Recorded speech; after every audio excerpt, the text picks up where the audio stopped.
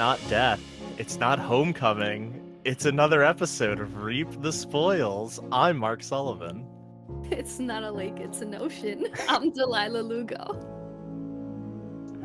Yes, and it's not a remaster, it's a remake. I'm Jason Kwasnicki. Wow. Look at us go. Um We'll get into that, yeah. Reap the Spoils is a monthly spoiler cast. Where we all play a game, or we watch a thing, or we do a thing typically related to video games. And we come here and we spoil it for you guys. We talk about the story, the characters, the gameplay, the combat. If it has combat, usually video games do have some form of violence. So we'll talk about all that stuff. We'll talk about everything that's packaged in this video game and spoil it all for you right here. So that being said, if you have not played or watched or seen the thing that we're talking about, I highly suggest that you don't listen to this episode right this second. I want you to pause it. I want you to go play or see or do that thing and then come back to this episode and listen to us spoil the hell out of it. And talk through our trauma and our sadness and amongst other things. Man, Delilah, you are really having a time. I feel like you're in such a downer mood today. Yeah, It's I'm fine. It's funny that this is, for the first time in so many episodes, we can see your facial expressions. Oh, I better turn the light off now. No, just kidding. Yeah. gotta tone the gamer lights down a bit. Yeah.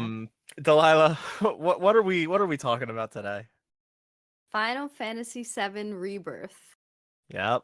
It's a doozy, so buckle up, guys, because this is gonna be an episode.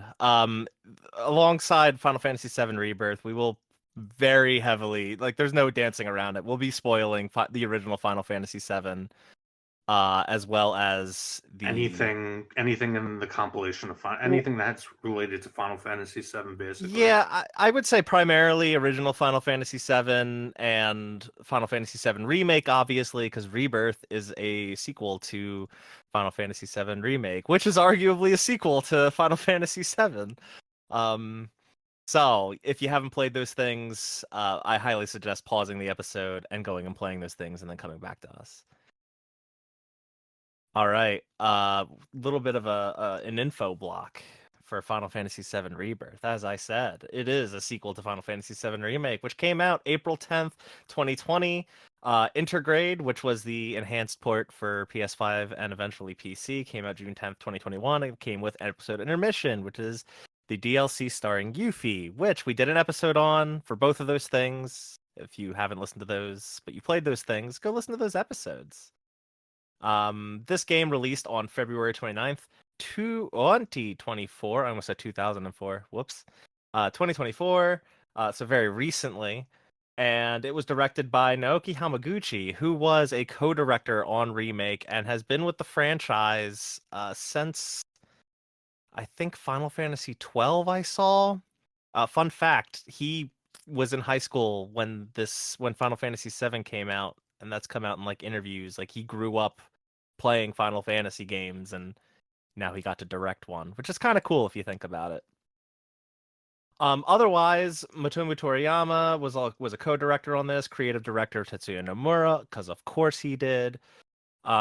Producer was Yoshinori Kitase, and the game was of course written by Kazushige Nojima. A lot of those, or three of those staff members, Tetsuya Nomura, Nojima, and Kitase, all worked on the original Final Fantasy VII. And Toriyama, I don't think worked on 7, but he has been with the franchise for a long time. The genius who brought you Final Fantasy 13, 13-2, and Lightning Returns. Hey. I like 13 a lot. Actually, all three of those games are really good. You're just mean. That's another episode entirely. Although it is relevant because even in Remake, there was clearly a lot of 13 DNA, and a lot of that shows here as well. Yeah, I mean, it's funny you bring that up because I would argue there's a lot of 7 DNA in 13. At least more so than some of the other Final Fantasies that were coming out around that time. I And guess. that's I mostly guess. because of the split in staff. How there was like a big there was a split in staff that occurred like around the time of Final Fantasy X, and that resulted in a team of staff members that went the direction of like 12 and some of the other Evilly stuff, and then led to 14 and then 16, and then there's Right. the other branch of staff that went on to work on like Yeah. 13, 15, and so on and so forth. For those who Well, aren't not so really much into 15, it, but for those who aren't really like knowledgeable about this stuff, what Mark's talking about, there's two different creative business units within Square Enix. This is CB1 that made Remake and Rebirth, what we're talking about now. A completely different, separate development group from Creative Business Unit 3, which continues to work on 14, made 16. So and it also should be different noted people, yeah. there's more than just those two development teams. It's just those are the two big ones that are working on Final Fantasy. I'm just talking about within the purview of Final Fantasy. Obviously, Yeah. they make other games like Dragon Quest and whatnot. Yeah, and then like CBU2 is kind of in a weird situation because they absorbed Luminous, which previously made 15. Yeah, there are more than just those two studios, but those are the two big ones for Final Fantasy at this current moment in time. So that all being said, that was kind of your info block, your little history lesson. Are we ready to spoil Final Fantasy VII Rebirth Sure. and kind of have our group therapy session, as it were? All right, this is your I've final been through- warning. I've been through the stages of grief. You guys are going through it now. Hold that thought. If this is your final warning, if you haven't played Rebirth or Remake or the original Final Fantasy VII, I highly suggest you pause the episode, go play those things. You know, it's only going to take you like 300 hours to do all those games, and half of that is Rebirth. So, just go do all that and then come back. Okay. What the fuck happened in this ending, guys? Like, and I say that having done like some reading, I actually do get it a little bit more now. But like, what was your interpretation? Like, how did you guys feel about what went down? Okay, so there's 3 different timelines, is what I gathered, and I only know that from the stamps, right? There's Without more doing than extra research. Oh, okay, so there's more than 3. Yeah. I didn't know that.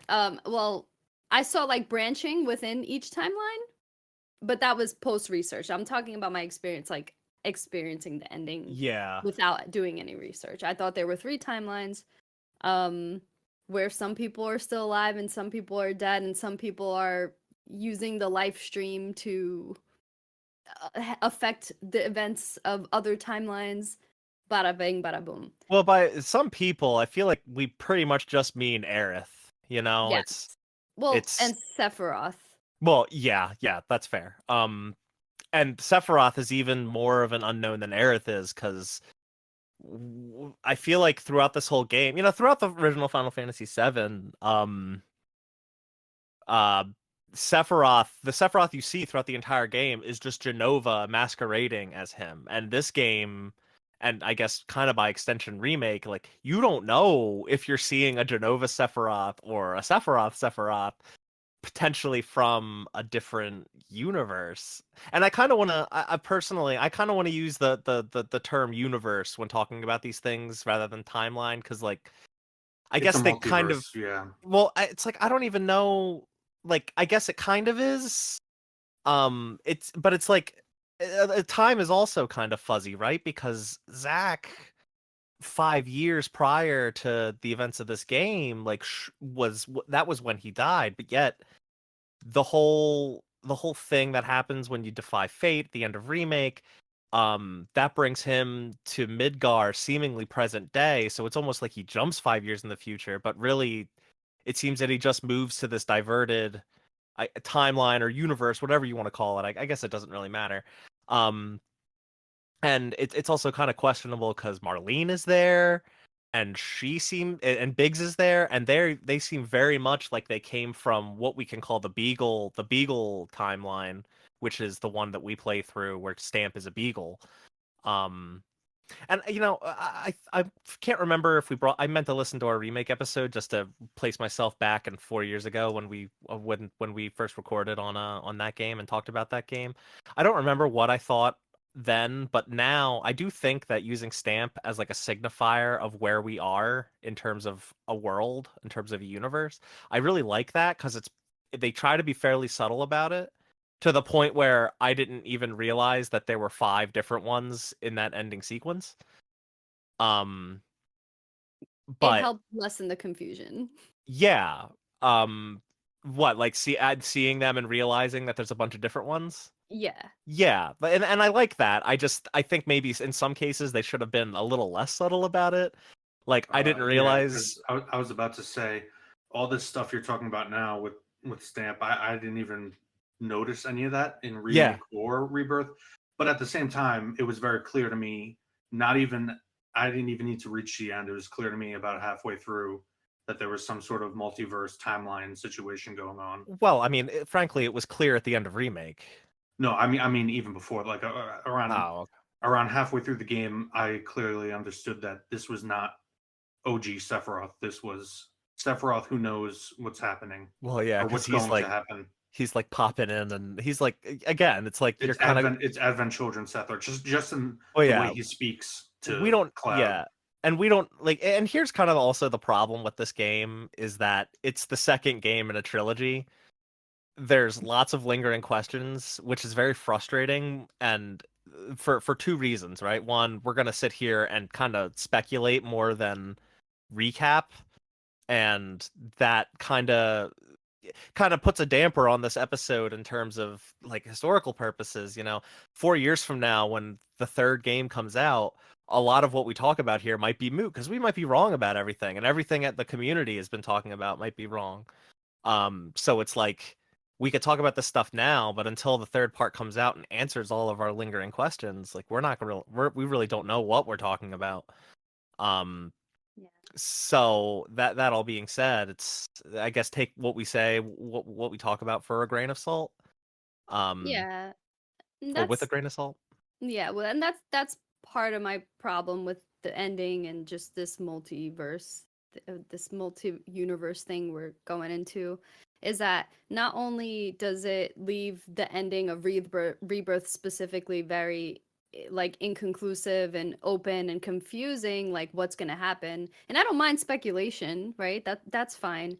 But what bothered me is it really diluted and watered down certain really impactful moments, not only in the original Final Fantasy, but also Crisis Core. Like, the death of Zack Fair in Crisis Core was the best part of the game. The game had no business having that emotional of an ending. The death of Aerith is literally the most iconic video game character death ever. And having this multiverse where she's able, like another version of her is able to speak through her current dead body, just made that scene nothing to me. It Like takes away the stakes. it takes away the stakes. I wanted to re-experience that scene specifically. I didn't. I was like, I'm not ready for this. And I'm here anticipating like crying again like I did back then, or like I even did when I replayed the game. Because it's such a good moment. And then I'm like, it's going to be remade, so it's going to be more impactful. It's more graphics, more facial expressions, more environmental stuff. And then they had her talk through herself in that scene, and it was just like, damn, wow, this did absolutely nothing for me. Like, I get what they're doing. It's not that I don't understand it. It just, like Jason said, takes the stakes away and just lessens the impact completely. Yeah, there's also concurrent to that problem you're describing, which I completely agree with. You run into, I don't think there's a solid writing law for this, like Chekhov's gun, but people often refer to it as the Back to the Future problem, whereby time travel slash and multiverses do kind of have the same issue, just because the consequences and mechanics are not really fungible to human logic. Mm-hmm. So the basic golden rule regarding time travel stories, and by extension multiverse, is that they couch the story. They're not actively important parts or mechanically important to the plot. So Back to the Future 1 works because it really just frames the story of Marty McFly, Whereas a lot of people had issues with Back to the Future 2 because the mechanics of how time travel works become very important to the plot, and they don't make sense the more you think about it. And that's a similar problem you run into here, where you realize that this stuff is just a way that they can do what they want to with the plot rather than anything meaningful. And when you try to actually think about how this works, you already have tons of YouTube videos and Reddit threads, and we really don't know at the end of the day how it works. It's really just there so that they can do the plot. So I don't know. And essentially that's why I bring up also just the fact that this game has middle of a trilogy syndrome. Is we don't know, and we won't know for another 3 to 4 years. So how at at least point, not how they intend for it to work. Yeah, so at this point it's basically it's there so that they can do what they want to with the plot. I mean, it was the same. Well, it's even more frustrating when you think about the end of Remake. And I do just want to preface. I really liked this game. The ending I was a little down on the ending. I still kind of am. And I probably won't process how I truly feel about it by the time the third game comes out and it concludes this whole new tale. I just want to let that be known to any listeners that might not want to listen to 3 hours of 3 people shitting on a game. I'm not going to shit on it. I really liked this game, for the most part. It's just this ending is just a lot to think about. But anyway, yeah, the problem is really it's like the forbidden, or not the forbidden fruit, poison fruit. Some concept in law, one piece of evidence, poison fucks up the rest, can't use as evidence. But your good experiences with the game are ruined by the ending because you can't wrap your head around the mechanics of the time travel, timeline, multiverse, whatever it is. I mean, that kind of poisons the rest of the experience for you. I'm not willing to say that it ruined it for me. I did play through it again already. No. I'm not saying it ruined it for you necessarily, but it is a downer. It soured me a bit on it by the end. But honestly, I did some reading. I played through it again. I picked up on some things I didn't see before, and I kind of perked back up on it. But anyway, what I was trying to get at with Remake, actually, I might have lost that point already. Shit. Look, if they're trying, why you think of that point? If they're, I feel like this remake series as a whole, and this ending kind of cements this for me, is that they're just trying to bring every single Final Fantasy VII extended everything together in some way. And while I could appreciate that, especially as someone who didn't play all of the everything, like the whatever they're called, like somebody in this Discord call, like Mark, basically, yeah, Ever Crisis and all that. I could appreciate it from the standpoint of like seeing the extended universe without having to go to those projects, but at the same time, it just completely took the weight away from very impactful moments in the original game. And I can just play the original game if I want those moments again, but it would have been nice to see it remade. When I play a remake of a game, sometimes it just gives me that experience again, but like even stronger because has better graphics and voice acting and music expansion and stuff like that. But Delilah, it's not a remake, or I'm sorry, it's not a remaster, it's a remake. Which the reason I say that, there's like a video that went viral where some guy tries to shout down every criticism of these games by saying it's not a remaster, it's a remake, which is just a really dumb argument. But anyway, I mean, yeah, I feel like you need to give a lot more information with an argument like that. But anyway, I remember the point. Go watch the video. That's what it's called. Yeah, I remember the point I was gonna make. And this is ultimately an issue that's gonna permeate throughout this whole trilogy. I think is that Remake ended, and I really I don't remember again how I thought 4 years ago or how I felt 4 years ago when it came out, but in hindsight, I really liked what they did with the ending of Remake. This whole idea of challenging fate, this whole idea that things could change. I thought that was a really powerful message. I thought it was a really powerful direction to go in with a quote unquote remake of Final Fantasy VII, which let's also keep in mind, like the subtitle for the first part being remake, it was not. It was very tongue in cheek. It was not meant to just explicitly be like, oh, we're making a remake of Final Fantasy VII. Like, no, It was them remaking their fate. It was them. It had a meta to it. It had a point to it, with much more of a point than I think Rebirth did, frankly. Um, but the ultimate problem that I believe I remember telling you guys, like, the ultimate concern I had was, well, if they're already planning definitely on sticking to the main plot points, so they kind of backed themselves into a corner with that, right? Because if they don't stick to the main plot points, longtime fans are going to be mad. And if they don't change stuff, then what was the point of challenging fate? What was the point of the entire ending of Remake? And I think that really hit home with this game. They pretty much stuck to the script, and until they didn't. And when what they did was just so bonkers out there, and then it kind of did sully some of the emotional weight of some of the game's biggest moments. In particularly the one that I know Delilah's talking about, Aerith's death. Uh, because yeah, the one interesting thing that did was the very beginning where Cloud deflected the sword. And that was actually kind of shocking to me. I was like, "Holy shit! They're actually doing it. They're Yeah. actually doing it. They're changing it." And it was fascinating to me for all of 5 seconds until there was a snap multiverse switch, and no, it went through her. She's dead. Yeah.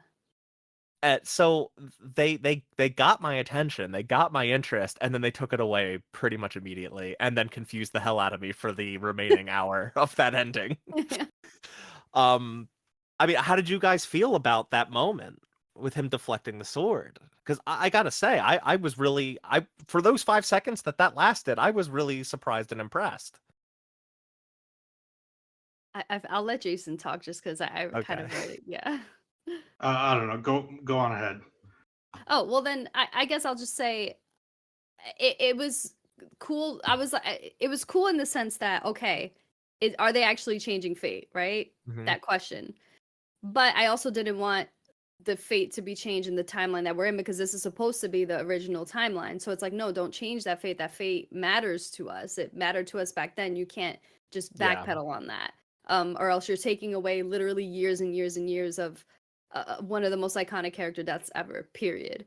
And but if they're going this direction of changing fate, yeah, let's see that happen, right? Let's see it happen in a sensible way that doesn't take away from those moments, right? Can like, I wish they would have found a way, and I don't know how to do this. I'm not a game developer, but I wish they would have found a way to have that moment that we wanted to see, longtime fans, and then bring in elements of fate being changed somehow in some multiverse, some way. I don't know how.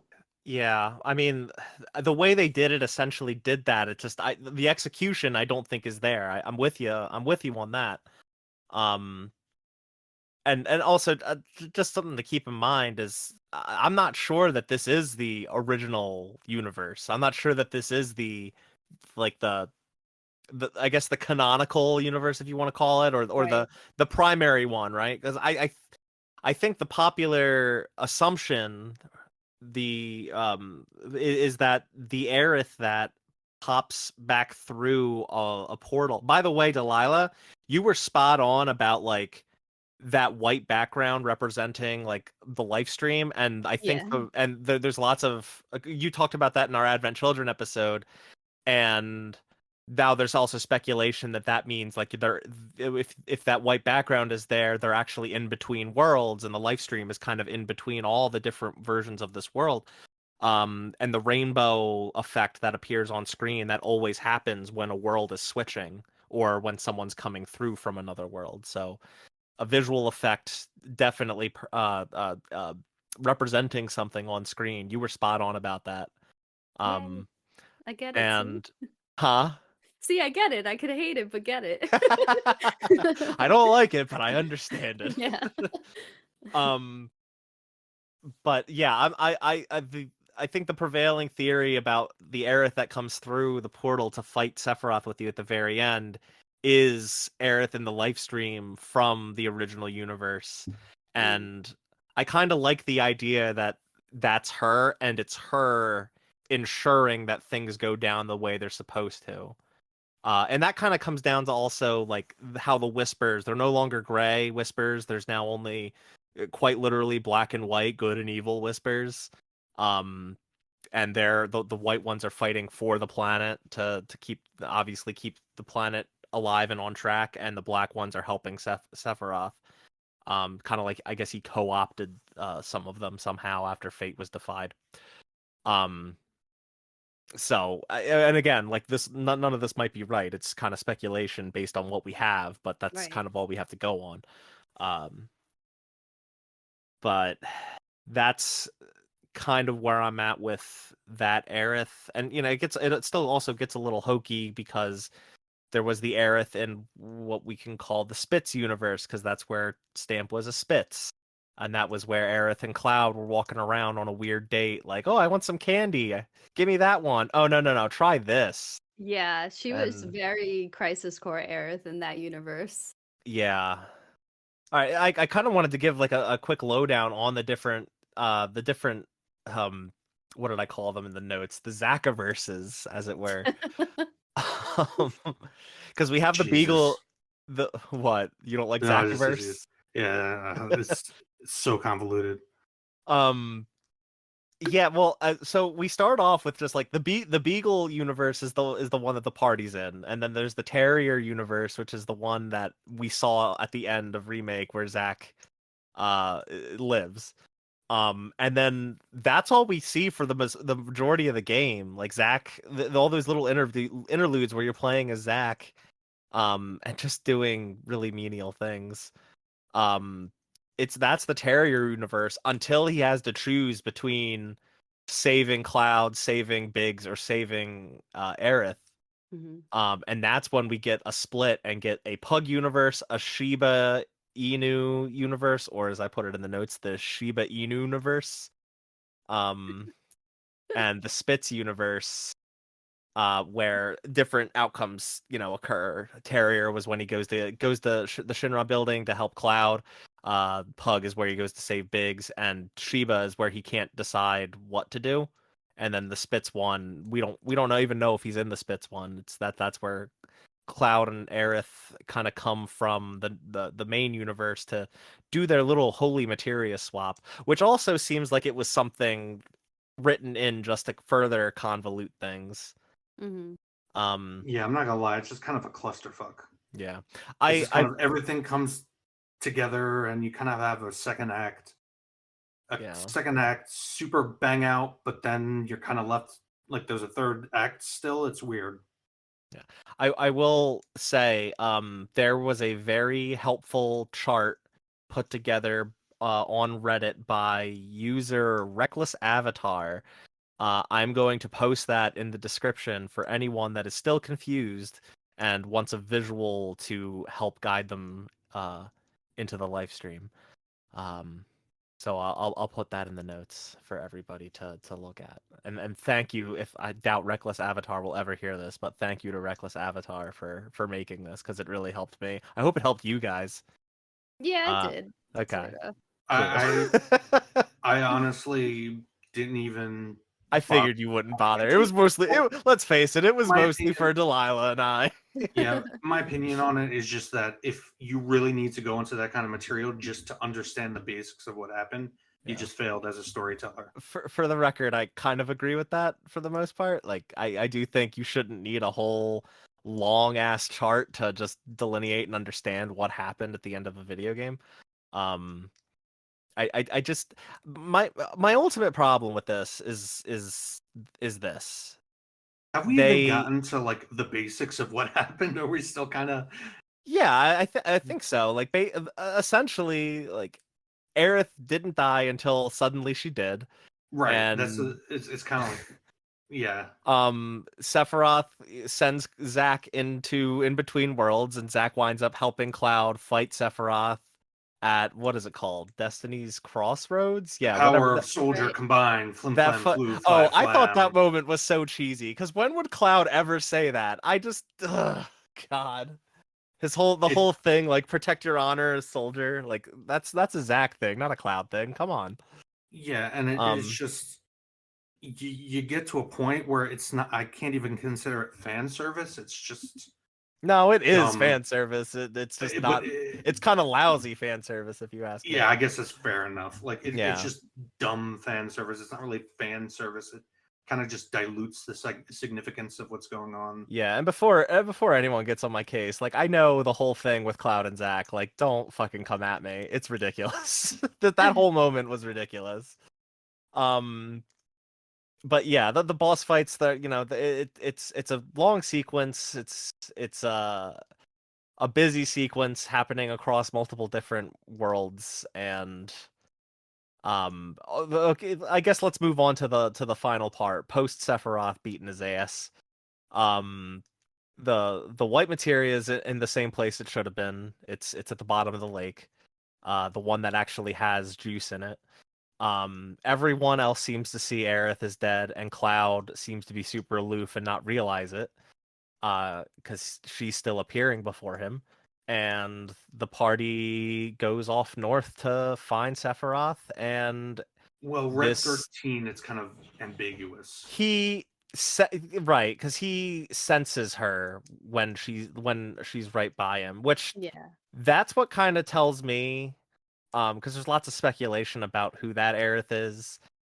That tells me that she's like a life stream ghost, and Cloud is kind of stuck between, I guess he's stuck between his world and I guess the in between, or maybe the Spitz universe or something along those lines, where he's seeing her appear before him as if nothing happened, but it's not really her. She's not really there. She's a life stream ghost, kind of manifesting in front of him.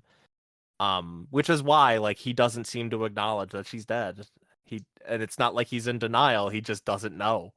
And so in this timeline, just to be clear, I think this is how it went. So basically, the materia is clear now. It's like glass clear in the current timeline, but in another one, it's now white.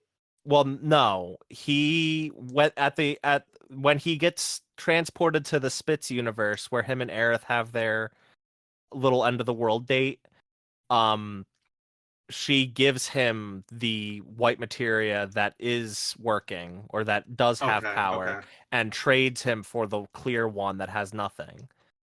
So it was a long-winded way to do a switcheroo in order to incorporate these multiple universes into the main one, right?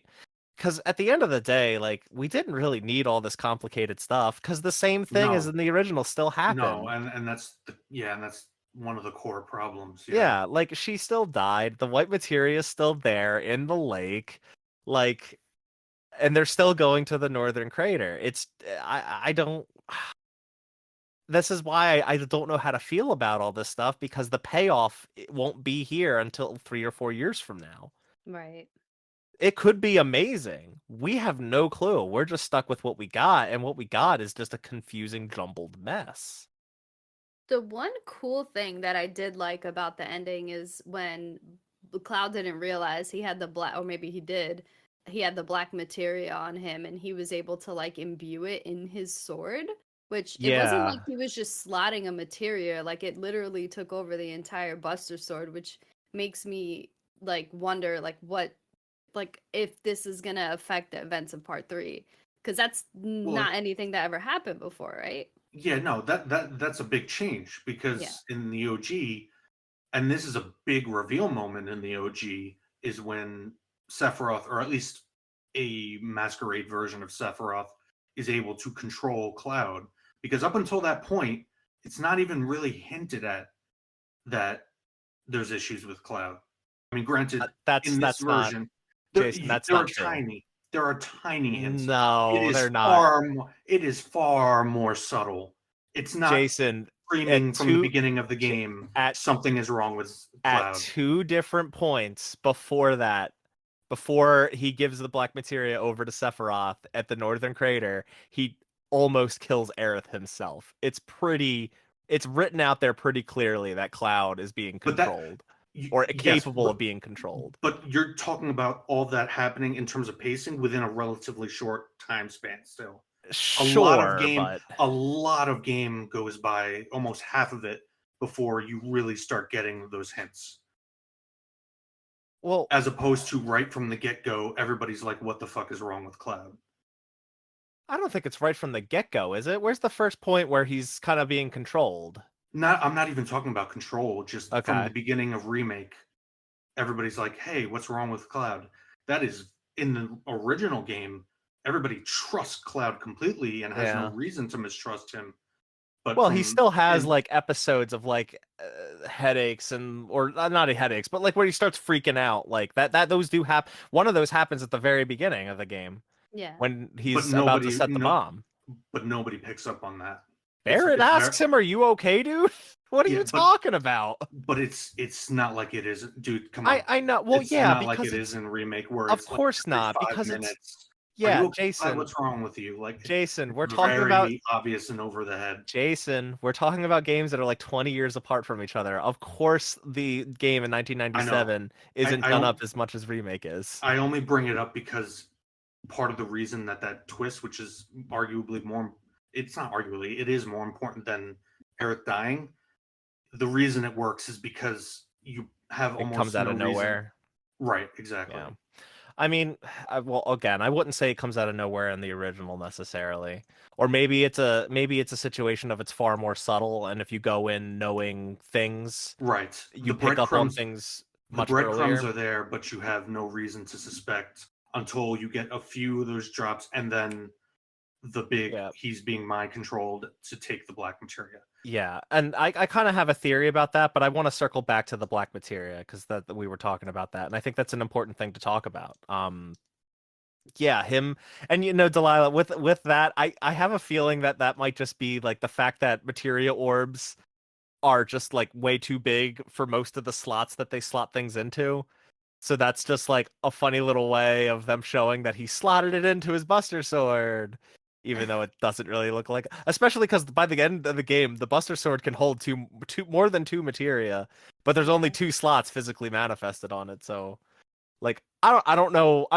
All suffice it to say is I'm That's not just a sure what game. that's Yeah, supposed to say. Yeah, that's just a gameplay thing, but kind I of think fused into a story thing. I Yeah, think the bigger question though is did Cloud know that he still had it, or did he not realize he still had it and he was taken by surprise? Cloud doesn't know what he doesn't know.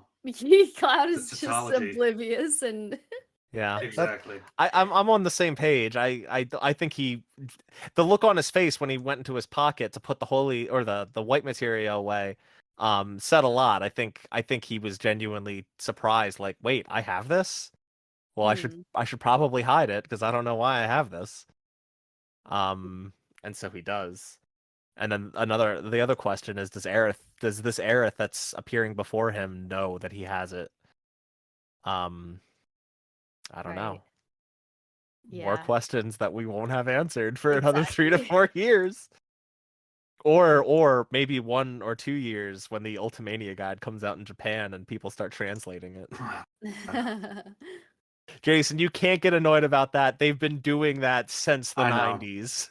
I know, I know. It's I'm like well aware. I tend not to really consider that stuff even going back to the 90s. that's I kind of it just take is the games as they are as the it is games. supplemental material, to be fair. Yeah. You're not necessarily wrong to kind of look at it as like not required media.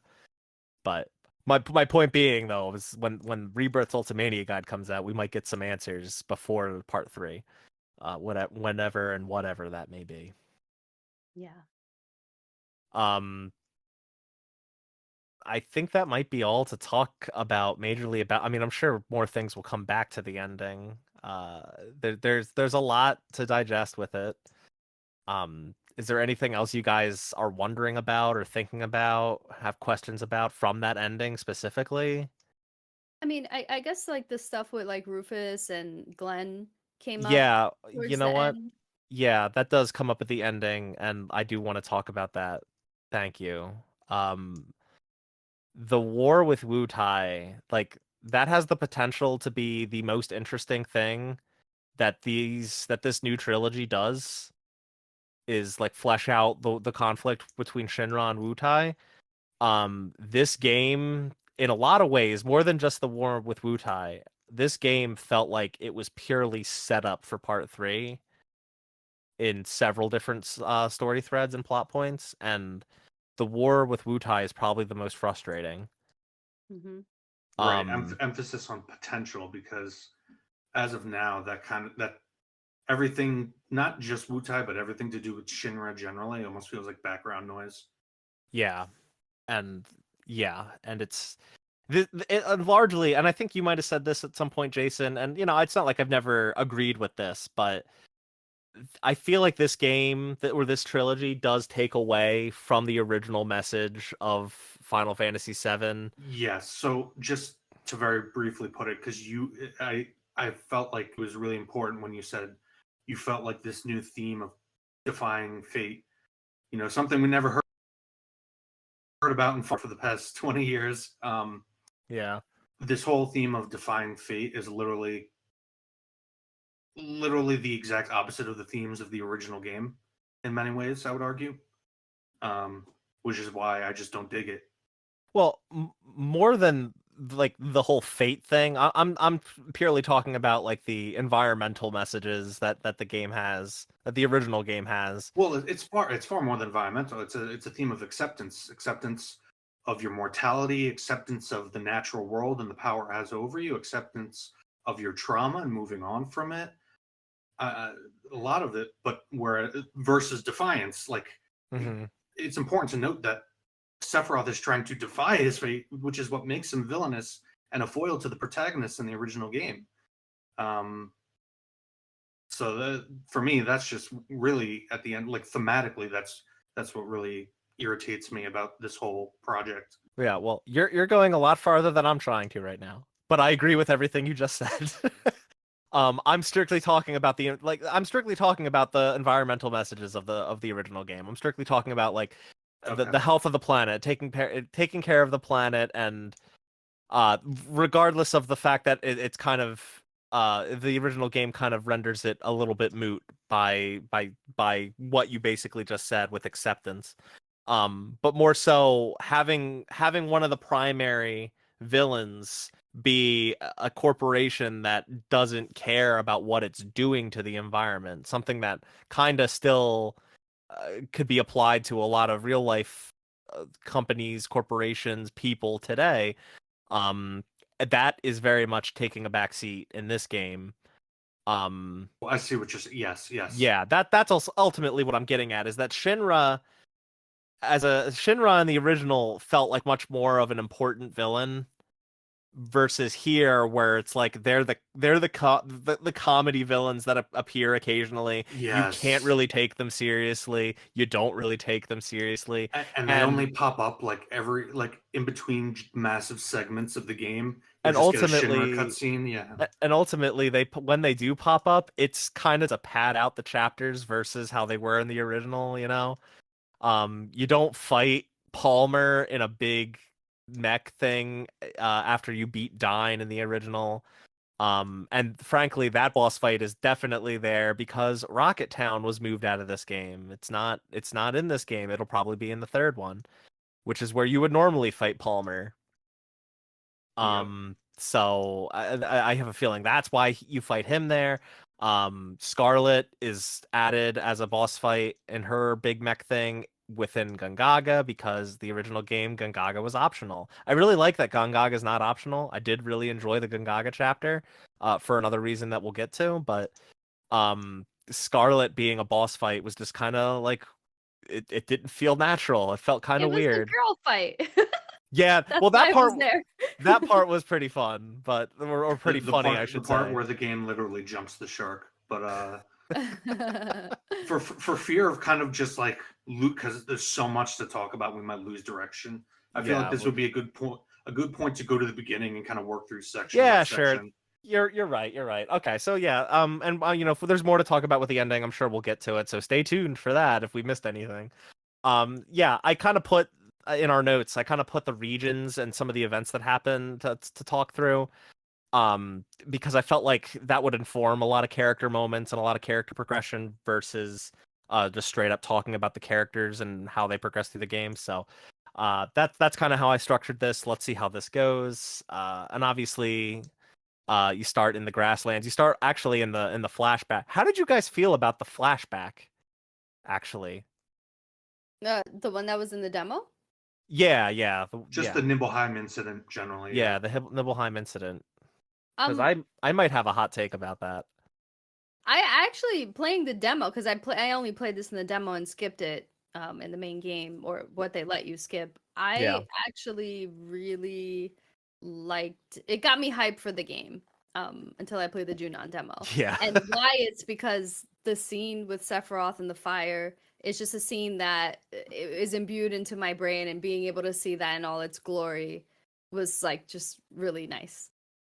This might be surprising, but with the exception of like a few little things that crop up again and again, and not just in this game, but in a lot of AAA games generally, basically it's a cutscene, but it's not a cutscene. You got to press buttons for no Yeah. reason. Oh yeah. That aside, I actually didn't mind pretty much any of the Nibelheim incident. I thought it was pretty faithful. For the most part. I know, Mark, that there's some issues, but like I personally, I mean, I'd have to go back and look at every depiction of the Nibelheim incident, but I thought this was the worst depiction of that incident we've ever gotten in this like series. yeah, I'm sorry. That's Hey, why I say I why? didn't. That's why I said I didn't mind. I don't love it. Yeah. But I'm trying to be positive, Mark. How am I well- trying to be positive? Hey, this is like the biggest, like, not maybe not the biggest negative I have, but it was like it definitely left a sour first impression for me, which made me a little nervous. I'm curious as to why. Well, because of like one of the things you already brought up is like, yeah, things that are supposed to be cutscenes, except they're not. You gotta hold the trigger in order to make Cloud crawl forward. You walk Which out. is funny. Just to pick on a specific scene, there's literally a part where 4 guys surround Sephiroth and are like, freeze. And then Sephiroth kills one guy, and they all just stand there not shooting at him. And then he kills another guy, and they're like, stop it, freeze. And they all just stand there not shooting at him. And then he kills another guy, and it just goes on and on. That's another reason why I was like, are you serious right now? Like, not that I think any, like, shooting at Sephiroth would do anything, but these dopes just stood there. And he just slowly cuts them down. Like, I knew it was futile, right? I knew nothing was going to happen to Sephiroth and that Sephiroth was going to kill all the dudes. Like, that's not my concern. My concern is, guys, he just burned down your village. I get you're scared, but, like, take action. Do something. And it was just, and, you know, maybe you could chalk this up to Cloud being an unreliable narrator. You could chalk a lot of things up in this game to that, because that was kind of the point of the original. But or kind of a point in the original, right? But it was just so ridiculous watching that, and meanwhile having to slowly hold down L2 so Cloud can slowly crawl forward with his left arm, and then slowly hold down R2 so that Cloud can crawl forward slowly with his right arm. Come on, I don't want to do that. Just to be immersive, but it didn't work. Yeah, I agree with that. Well, I don't get this modern fear of cutscenes and well-edited cutscenes not dragging on, walking. Yeah, like, you know, I'm there's certain cutscenes, there's certain or immersive moments that I think work. These really just didn't for me. I will say I really liked the touch of having the other soldier on the ground outside of Cloud's mother's house saying "mom," which is very much pointing to Cloud's actually one of the Shinra grunts. He's not who, you know, that's something that, like, if you know, you know, and that was really, really cool. Like, there's little touches like that in that sequence that I really liked, but leaving the test pod room in the reactor for Cloud to again slowly turn a valve and then coming back, and Sephiroth's kind of just like forever. What the hell? Yeah, and then you walk back in, and Sephiroth doesn't seem as pissed off as he should seem, or at least not that we've ever seen. He's just kind of casually cutting tubes and being like, "Oh, if these guys were created this way, what if I was?" He doesn't really get as pissed off as he did before, and that was kind of disappointing because Yeah, That it was is part a of the chilling nature of Sephiroth. He gets really pissed off when he realizes that. Then he holes himself up in the Nibelheim Manor basement for days at a time, and then when you go down there, he's calm, collective, and fucking manic as hell. right. He basically just goes insane within that Yeah, time span. Yeah, I and do that agree. I do agree. The more you say these things and I think about it, like the less, or I'm sorry, the more I mind it. I was just trying to be positive. I just meant like on the whole, but like the more I yeah, think of the details, yeah, which is kind of the problem. There's so much, and things yeah, don't feel so stretched out. There's just naturally, almost mathematically, more room for them to fuck it up. yeah. I mean, yeah, the weirdly, the thing that probably bothered me the most, Hmm. that the elevator to go down to the basement is just off to the left in the manor. It's I just right. It's just right there. it wasn't a Anyone can fucking hidden find it. hole, yeah. It's like supposed to be upstairs, tucked to the To the back right, hidden, yeah. and it's just out in the open. Anyone can find it. Anyone could go down there. What the fuck I were they know, we thinking with didn't even that? get oh my god, I didn't even think of that. Now I have another criticism, thank you. I wanted to explore that goddamn manor the way they did Yeah. in the original. Like, that was such a cool thing, like, figuring out the puzzle to find Vincent. Like, I like that Vincent wasn't optional, but, like, that was cool. I don't know. I mean, way better than any puzzle in this game. And Anyway, we'll get to that. it's like, and it's kind of silly because Crisis Core Reunion just came out like a year ago, and it had that manor fully realized in Yeah. 3D. It was just like, why would you do this? Yeah, And that's so true. I had some hope. I had some hope that it was, again, Cloud being an unreliable narrator. They're actually going to go there, and then Manor's going to be completely different because the way he described it was just wrong, and he just didn't know. Right. No, that's exactly how it is in present day. Mm. They should I'm have spent more time adding to the manor and letting us explore it than they did expanding Junon, which was a freaking speck on the map. But hey, anyway, we'll get to that. We'll get to that. Well, yeah, it's not to overblade a point, and I'm sure this will come up again, but it's the same issue I had with remake was the pacing. How in remake they took 5 hours of gameplay and stretched it into a 40-hour game. Here, there's obviously more base gameplay, and they are cutting things, but it honestly doesn't matter at the end of the day with how much is added and padded out.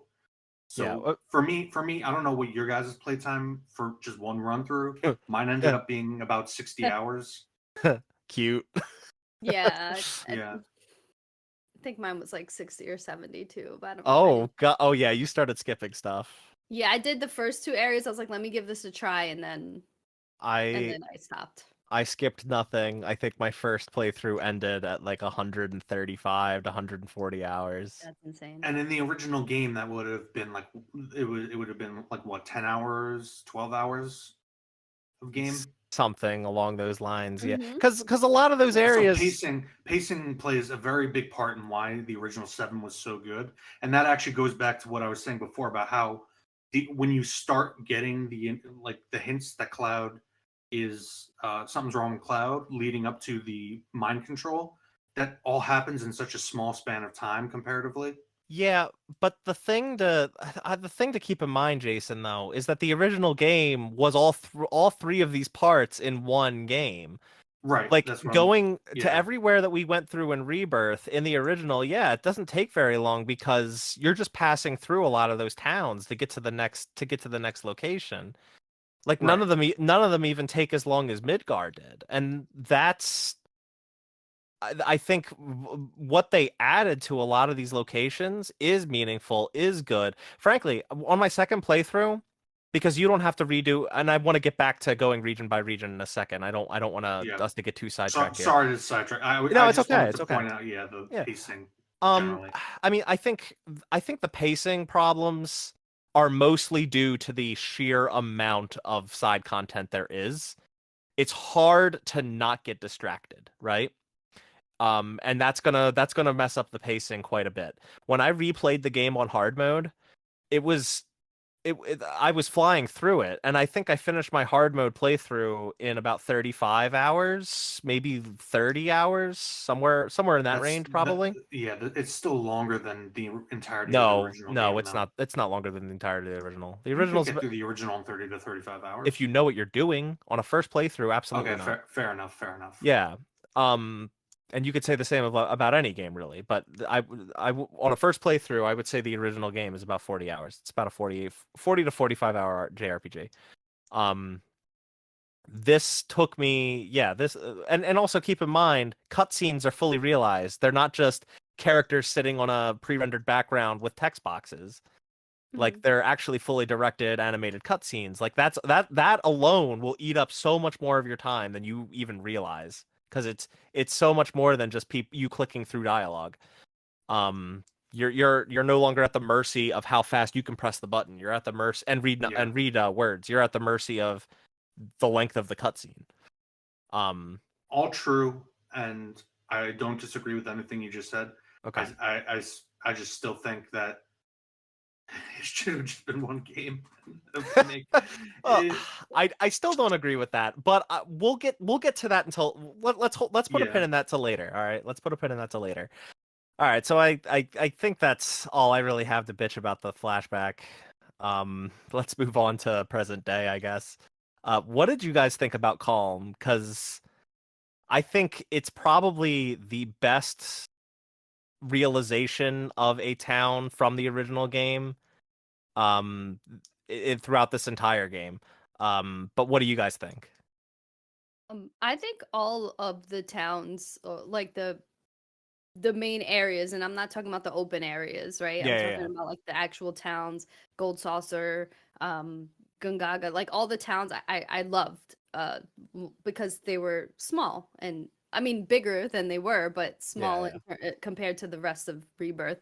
And yeah, I thought it was designed really well. I enjoyed exploring the towns. Kind of wish that was all we had to explore. I never really thought about it that way, but I kind of agree. I would have enjoyed the towns far more if that's really was it, Well, and we just moved between that. But before we get more into exploration stuff later, what did you guys think of Calm? I mean, I can I can take it or leave it. Like within the context of the game as it is, it's just why is it so big? Why do I need to run like? If you're really into side content, yeah, sure, but like I'm just running around and there's a bunch of text going on and people talking and I'm not really paying attention to it. I'm just trying to get to where I need to go. So I think it kind of comes down to in the original, again, fully realized game, you leave Midgar. The first place you go to contrasts pretty highly with Midgar because it's so small compared to this massive city you spent the first 5 or 6 hours in. This Calm is the town to kind of start off this second game. So I think they kind of wanted to impress and wow, especially for returning players that remembered Calm as like 4 houses and an inn. Right. Now it's basically like one screen, right? Yeah, basically. With some shops and the inn where you tell the flashback and everything. But like, it's here. It's this like.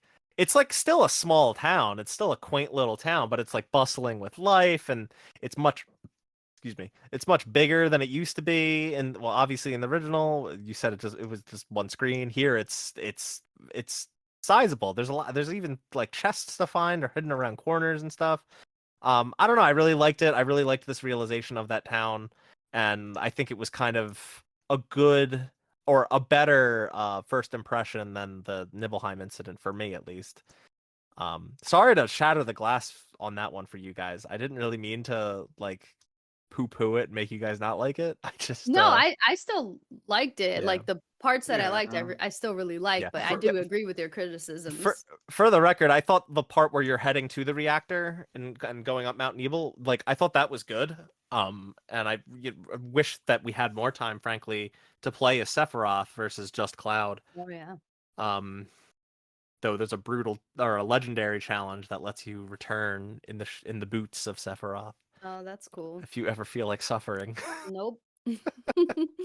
I will say with Calm, I liked I liked the introduction of the choices. I wish it had been when you actually figure out, like I'm talking about with the characters. Yeah, yeah. Mm. So you with of the main cast. So the choices that you're given when you interact with the main cast of characters, it's kind of disappointing when you realize how the system actually works. That your choices do matter, but they can matter in ways that are kind of contradictory. Like you can't flat out have somebody not like you. You can't just tell somebody to continually fuck off. We'll get into that Yeah. later, but Yeah. I see what you're I, saying though. Yeah. like you can't just be like I wanted to just tell Aerith to fuck off and just romance Tifa, Good but man. it turns out you can't do that really. Characters will even if you choose the worst option, they'll continue to keep Yeah, liking you. But you'll kind of just be like aloof toward them versus more friendly. and the meter still goes up regardless. Yeah, Yeah, just it's by just to smaller degrees. amounts. Yeah, Hmm. exactly. But overall, like the town of Calm, I can take it or leave it. Um, I guess one thing to be fair, one thing that really nags me about all of the towns in this game is the way the map works. How like part of like everything, all the different sections disappear except the one you're in, which Yeah. makes it kind of difficult to navigate sometimes, depending on the way the town is laid out. I feel like But that was an actual nightmare in Cosmo Canyon. Mm. yes, Nowhere else was it really a problem, but Cosmo Canyon was fucking horrendous to navigate. Um, but anyway, the other big thing I want to talk about with Calm is that there was kind of an added wrinkle added to oh this yes, to this version, and that's Tifa being a little more open about the fact that Cloud wasn't at Nibelheim 5 years ago. How does he know everything? What is going on? She talks to which Aerith goes about that. yeah, which goes to my point earlier. Yeah, What point? just it's more obvious something's wrong with Cloud. Yeah, but to be honest, I like this because it could be kind of viewed as like a big question mark of why doesn't Tifa bring this, or in the original game she never brings it up to anybody. She never questions Cloud on, she just stays silent and you can tell something's off about her demeanor, but like she doesn't say anything. And I thought this was a really interesting change throughout the game where she's kind of talking, confiding in Aerith like Cloud wasn't there. I don't know how he knows everything and where he's realistically been the past 5 years. And the whole scene with them on the roof, I thought that was really, it was a really powerful moment. Um, for them to kind of have this fight and tension between them. I don't, did that not land well with you guys? Because I really liked it. No, yeah, I like that she confronted him. I also love that her and Aerith had like this really close friendship that wasn't present in the original game. Yeah. It kind of, I feel like it's weird because it takes away from the love triangle a little bit, but they're just like gal pals living their lives, and there's no tension between them whatsoever. It's a little odd when you just consider the dynamics of that, when Yeah, there's I think also the you can romance factor. I think you can have a crush on the same guy and still like each other. Yeah, I did see some criticism of their relationship that it just feels very like fake high school girl yes. friendship, which like kind of ruined it a little bit for me because I kind of agree with that. But it also is really, it also got a little better when Yuffie joined and she has the same dynamic with them, and it's like, okay, maybe these girls really all are just getting along that well, and maybe they're just having this great dynamic together. Maybe it's fine actually. I don't know. For me, if you're going to introduce choices and try to give meaning to them, Yeah. one change I would have appreciated is some more tension between Tifa and Aerith, and Okay. maybe have Yuffie, like everybody kind of views it as a joke, like a childhood crush, not childhood, but you get what I'm saying. Yeah. Um, but okay. The grasslands kind of just have like the swamp and mithril mines. Um, I don't have much to say about any of that. Um, No, this is when I just got turned off. I did ultimately do as much as I could just to give it a try, but this is when I was like, oh, this oh, is well, Yeah, yeah, let's circle back on that though. Yeah, we'll okay. talk about like the exploration and everything later, but I'm mostly talking about like the locations you go to, the plot as it were. I did kind of go into the swamp wondering like how are they gonna pull off the classic moment? Did Sephiroth do this with the Midgar Zolom in the original, Midgard Sormer, which was originally a translation error, so they corrected it with this game. I I do have something to say about this, and this goes back to what Delilah was talking about earlier with Go ahead. stakes, and it also kind of goes into this line they want to toe between being faithful and not. Yeah. So in the original game, this is basically just a mechanic so that you go get the chocobo, Yeah. because you can't defeat that monster, and you Well, can you only can. It's just not very it's easy. yes. For all intents and purposes, you're not supposed to. You're supposed to get the Right. You're chocobo to you're bypass. not supposed to. Yeah. And when you reach the monster, it's already been killed by Sephiroth, as opposed to here where you fight it, beat it, and then a cutscene happens where it's about to kill you, but then Sephiroth steps in and kills it, which again goes to that whole stakes. It simultaneously goes to the stakes thing, like it's rather than you beating the monster, then it goes to a cutscene where you almost get killed and Sephiroth, but it also goes to the principle of building up Sephiroth, which I guess has already been fucked up by remake itself. Yeah. So I guess it doesn't really matter, but to me, it still matters. Like, it's so much cooler just coming across that screen with a giant fucking katana through this giant ass snake and blood everywhere, as opposed to making a boss fight of it and then you get beat anyway, and Sephiroth comes in to kill it and save you. Why he does that, we don't know. Well, he doesn't want to kill Cloud. He wants to use Cloud, so Well, we making know sure that by the Cloud. end, but at Well, that point, yes, we know that because we've been in this song and dance before. But right. um but yeah, I was wondering this because I always kind of viewed the Midgard Zolom as a in the original. I'm using Zolom because I'm talking strictly about in the original that it's not like one snake, it's like several because it does respawn if you kill it. If you kill it while in this crossing the swamp, it just shows right back up and you can fight it again. So it'll chase you through the swamp. You can fight it in the swamp, but then once you get past the swamp to the entrance to the mines, it's there's one impaled, and I just kind of viewed it as like he killed the one that was in his way. What are you doing about the one in yours? You're fucking running away from it on Chocobo. This very much makes it instead to be there's only one, and yeah, they're not gonna pass up an opportunity to have you fight it as an end chapter boss. Even though you really, I kind of don't think you should have. I think it should have been like an end game optional thing. Yeah, I Um, think as an endgame optional thing would have been better, but I yeah. don't know. Yeah, I didn't. oh, sorry, Yeah. go ahead, Delilah. No, I was gonna say I didn't mind. I like the fight, the introduction to like that was our first like big boss, I think. So that was cool. But Yeah. again, I do agree that like having Sephiroth be the one that kills it in that moment just again shows that power differential. So that was Yeah, kind of absent in that moment. it's just like I think what Jason was getting at and what really um ruins it for me is and it was already ruined by remake is that kind of that kind of mystery surrounding Sephiroth. You don't see him for most of the first half of the game in the original. And anytime you do see him, it's to fight Genova because it's really Genova the whole time. Right. Um Katase talked about it in the lead up to remake, and he was basically parroting things Sakaguchi said back in the day, but they were inspired by Jaws, like the idea of yeah. not seeing Yeah. it for a while to kind of let the imagination build up tension.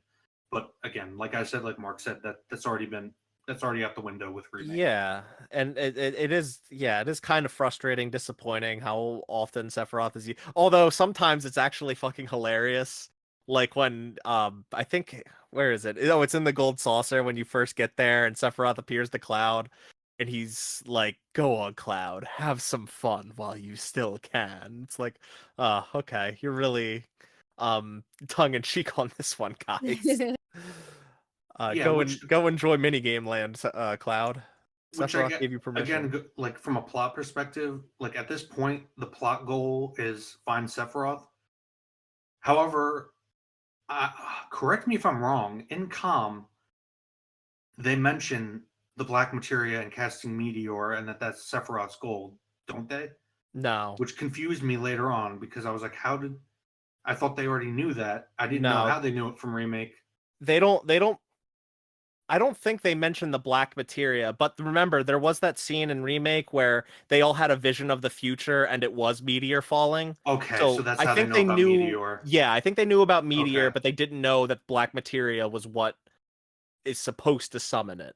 Yeah, because that confused me later on when it almost comes out as a reveal, and I'm like, but that was like the basic premise at the beginning of the Yeah, game is that stop him from doing meteor. that's a fair assumption that I don't blame you for making, that they would know about that because they knew about meteor, but I think they just knew about meteor because they with all the fate shit that happened in remake, they got like a glimpse of the future and saw meteor falling on Okay, Midgar. that makes sense. Yeah, Um, made for a really taking a screenshot of that scene made for a really sick wallpaper, by the way. It was a really cool scene. But anyway, okay, so and Mithril Mines, I thought was like pretty well realized. I really actually something to bring up. I really like this game when it has like a linear-ish dungeon, not linear-ish, but like a contained dungeon. I really like how the plot necessitates splitting up the party and forcing you to use like a certain party with certain members. I hate I that. I like that because it kind of contrasts with the original game where you actually have to try using everybody, and the party feels more like a party. It doesn't just feel like my main party and here's everyone in the back in the reserves. I get your perspective on that. I guess my core problem is just that because of the nature of the gameplay, each member of the party plays significantly differently, Yeah. as opposed to the original, where, with the exception of minor stat differences, they're really blank slates designed to insert materia, and Yeah. limit breaks obviously are different, but it was designed to be a more accessible progression system with the materia. Yeah, but Um, I don't know. and with the, in some cases, drastically different playstyles between characters, I don't like being forced. I also don't like the fact that 20 something years later, 27 years or whatever it is later, they still can't figure out materia presets to just quickly switch between people. So you gotta go in and switch all the materia individually again That every that time. is that's something I do. Yeah, I was going to complain about. Maybe we don't have to complain about it anymore, but yeah, that did bother me. It bothers me in any game that doesn't give me loadouts. The one thing I will say is thank God they give you 3 parties that you can switch from at ease. Um, Yes, that was a blessing. And I did that liberally all the time. In between encounters, I would switch my party just to try something different. that's funny because Um, I feel like me and Delhella were the exact opposite. yeah, well, Yeah, I personally I love this combat, and I think that's a big difference between at least you and me. Delilah, I don't even know where you fall in the combat. Um, I was gonna wait to talk about it in the yeah, combat I think section. I think we should okay, wait. Yeah, Yeah. let yeah, this wait. fair enough. We keep getting distracted. But anyway, Mithril Mines I thought was cool. It was a cool introduction to Elena. I really like her attitude in this game. I like the continued and more utilization of her because I don't I feel like her utilization in the original was pretty limited and was relegated mostly to side content. So it was nice to see more of her in this game. Yeah. By the way, it's something I want to point out about Reno and why he was not in this game much at all was I think Yeah, primarily because his Japanese voice actor passed away. yes, Oh, yeah. So they limited his usage in this game out of respect. wow. That's sad. It was also really sad when there's a scene where Rude is piloting a helicopter and getting fed up with Elena and he says, "Miss you, partner." Very, Oh. very a sad, touching moment. Um, Yeah, I'm generally not a fan of the Turks even in the original, but if yeah. I'll be honest, and it kind of sucks because they didn't really have a choice, but I found Elena to be annoying throughout. Oh, Whereas, and I was just wishing we had Reno. Yeah, I I was okay with Elena. I was okay with. I like Rude is my favorite Turk. He's just Yes. Yeah, hysterical. Rude is the best, but no one's denying that Rude's the best. But I really enjoyed Elena. I thought she was she contrasts with all the other Turks a lot, and I think that just gives her a very unique edge. In that she's just very loud, abrasive. She's a rookie, and she, she just has that very bratty attitude, whereas like Reno, Rude, and Song comparatively are much more reserved. So Yeah. I just like what she brings to the dynamic of the Turks. Yeah, for sure. Yeah, so moving on to events that happen in Junin. I've got meeting Yuffie, and I think the way that you meet Yuffie versus in the original, I guess kind of makes more sense. She's not an optional character here. Um and so they have to make sure to integrate her directly into the plot. So the only hang up I have about it is that they trade her kind of maliciousness of um kind of ambushing the party in the original to steal their materia. Mhm. Instead, here, since as we established in our episode intermission episode, she has a much larger vendetta against Shinra. She's been contracted to assassinate Rufus. What'd you Yeah. guys think of that? It adds to the stakes, actually, Yeah. especially for the team and how like her trying to do that actually changed the events of Yeah. like maybe them potentially working together. Which I'm glad they're not, just because it keeps things hot and heavy, and what's gonna happen between them. But I think her like having this goal and having a reason for this goal because of what happened to Sonan, just I don't know, it adds to her character, adds to her story. So I didn't mind it too much. Her not being malicious and robbing us. I mean, we know she's still like a materia whore, so it's like Yeah. fine. Sure. That's it's not like they took that away from her, so I'm kind of okay with it. She's just a materia girl in a In materia a world. material man. There you world, go. I guess I'm kind of with you there, Delilah, where I don't mind it. I at the end of the day, I would have preferred it remain an optional character, but that's not really an option, I guess. In my Well, to keep in mind, her and Vincent originally weren't intended to be optional characters. I know, Yeah. but I guess the only problem I would have with it is if you didn't play that DLC in between, then Yeah. there's a lot missing. But a lot, like, but Yeah. where I differ, I guess, is going to the point you were getting to with how her assassination attempt and that whole kind of plot event. I have a lot of problems with What, Rufus, the but we'll get potential to it. truce? Right? Yes, we'll get to it. Yes, as we go through June. But Well, yes, you know what? Yeah, there. Since we're on the topic of Rufus, there was a thing that we went to bring up regarding the ending, and then we somehow got sidetracked, and that's this whole Wutai War, and this whole thing with Rufus and Glenn Lodbrok, which I told you guys, Ever Crisis, it's gonna be important, and boom. Within the first few chapters, Glenn shows up on screen, and I'm like, "Oh no, Delilah's gonna be so mad."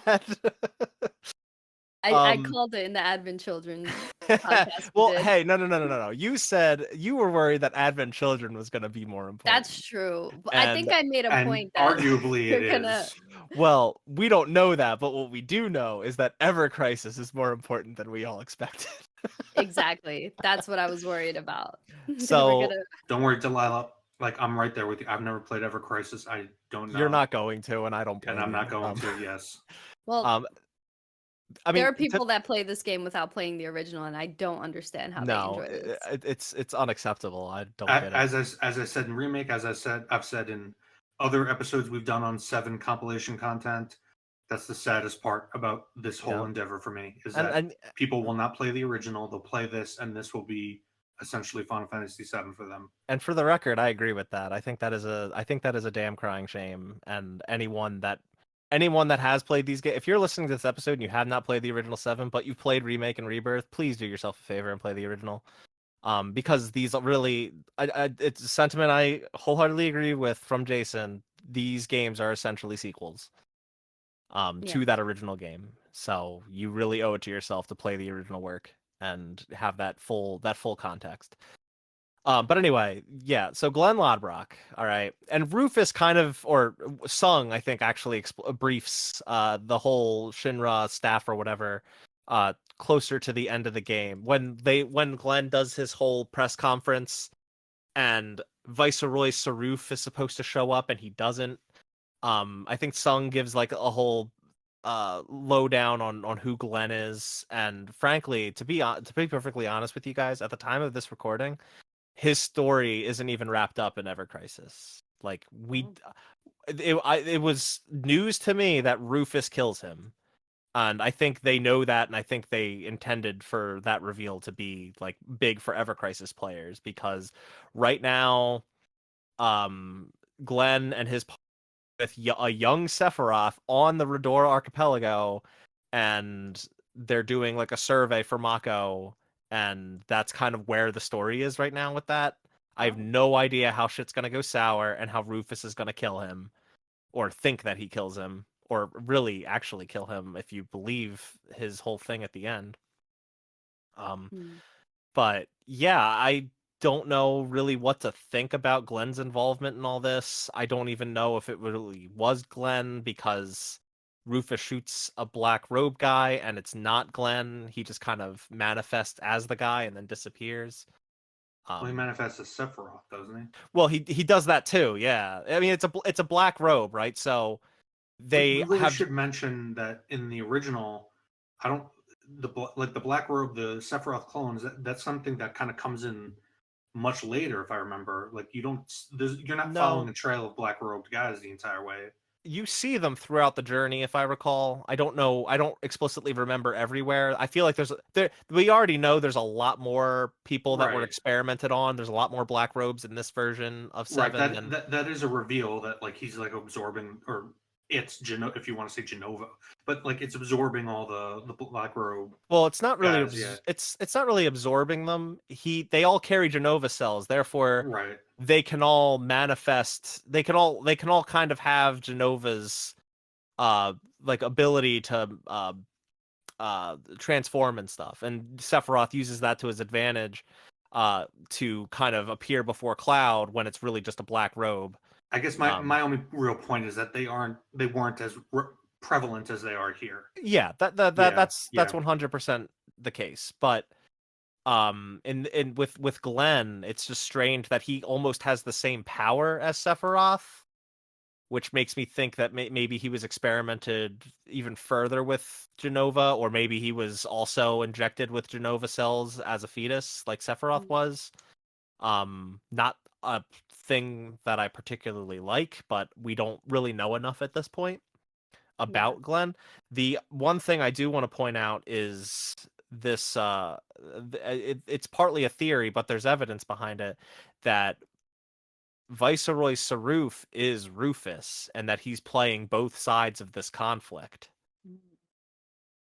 Again, Jason, are you like shaking your head because you don't like this or you don't agree with it? no, it's like we mentioned earlier. It's almost like they felt the need to give Shinra things to do in between in a Yeah, lot of places. but Yeah. to be fair, I think this is much more interesting than the fucking the infinite universes of Aerith Gainsborough. Yeah, I guess I'll give you that. Like the Shinra intrigue is more interesting than Yeah. the ending convolution. Or at Yeah. least much more palatable, you know. I kind of Yeah. I almost like the idea of Rufus being like playing both sides just to see where it goes, because I can't think of any logical reason why he would be waging a war on himself and vice versa. No, Um, I get what you're saying. It's like Delilah said earlier. They're trying to like cram all the compilation elements yeah, well, into this, and they really should learn how to edit what compilation elements well, go in and what doesn't. I don't know. Personally, I like that because there's whether you like them or not, the compilation exists. All these novels, the movie, the extra games, they're there. So if you're doing a remake, whether it's, you know, a remake or a remake of Final Fantasy VII, it makes sense to take that stuff surrounding it and incorporate it into the plot. So I think that they're doing a pretty decent job with that. There's another bigger thing that we'll get to when we get to Kangaga with regards to that, but I just think with Glenn the payoff isn't quite there, and I'm interested to see where it goes. But we won't Yeah. know until the third game, and the same goes for this whole Rufus and Viceroy Saruf thing. Yeah, I guess with all the Wu-Tai stuff for me, it was something I did find interesting in remake, and I said that I found it interesting that Wu-Tai was more involved. I remember that. The problem here is that that wasn't paid off from the first game. I didn't feel like. So I'm with you there. Yeah. Like I said, a lot of things in this game just feel like setup for the third game, which kind of is another setup. It's like setup after setup in the previous game. Yeah. And it's a bit unfortunate, right? Because I wanted to see more stuff, and instead I just got more setup and more questions about how's this going to play out in the next game that I have to wait another 4 years for. It's it's an accepted disappointment, I guess. I don't really know what else to call it. Yeah. But back to Junon. We're now back to Junon. we're now at the marching scene. Yeah. Okay. Yeah. What did you guys think of the parade? The mini game was better. You're talking about like in reference to the original. the dancing. Oh, the original. Okay. Yeah. You don't think it was better than the Honeybee Inn? Because it's essentially the same mini game as the It is Honeybee the same Inn. mini game. Yeah. Yeah. Of course. It's just the original was just difficult to do because it was janky. Yeah. But yeah. Yeah. What I liked about this entire sequence the most is the moment that Cloud had with the Shinra soldiers 7 at the end, where they were like, nah, I'm a ride or die for you, bro, like it's all good, even if you're the one who's like, you know, causing all of this, like you're our captain, you know. And they were just very dedicated to him. I thought that was like really cool. Like not all Shinra soldiers like are there for the bigger picture. They're there just to follow orders. Yeah, Mm-hmm. I really liked the dynamic between the 7th and Cloud. It's interesting you bring that up because I never. It's interesting you bring that up because I never thought about it that way. Because I actually really despise that, and we'll get to that when we talk about what the confrontation with Rufus. But from that perspective, I can appreciate it, I guess, a little more. What? So you're saying you didn't like the 7th, Jason, and their camaraderie in the context of what happens immediately before. The way they fight for you against other Shinra soldiers in the context of what happens immediately prior. But let's just stick to the marching sequence. I'm wondering. So wait. So do you not like when they're fighting? Do you not like the conclusion of that where you leave and they just salute you, or? No, it just doesn't make sense considering what happens when you confront Rufus. Well, yeah, but you know, it's a fun moment. Who cares? No, I know. That's what I'm. Shut up, Jason. Who gives a shit? That's what I'm saying. Is that like like the 7th in isolation? Yeah, it's nice. It's fun. I mean, it's still symptomatic. No, I guess you're right. It's still symptomatic of the game as a whole, where it was a nice little mini game in the original, and it's been bloated up into, depending on how many people you recruit, can take a while. And that's ultimately like the thing that I really liked was like that whole walking around. You get to explore Junon, which you got to do in the original, but like here you have to walk into different areas of the city and tell your soldiers like, hey, come on, we're marching in a few minutes, get down there. And they're all like, sir, yes, sir, and then they do their like funny little like march. I think that's a big dichotomy, because for me that doesn't add anything.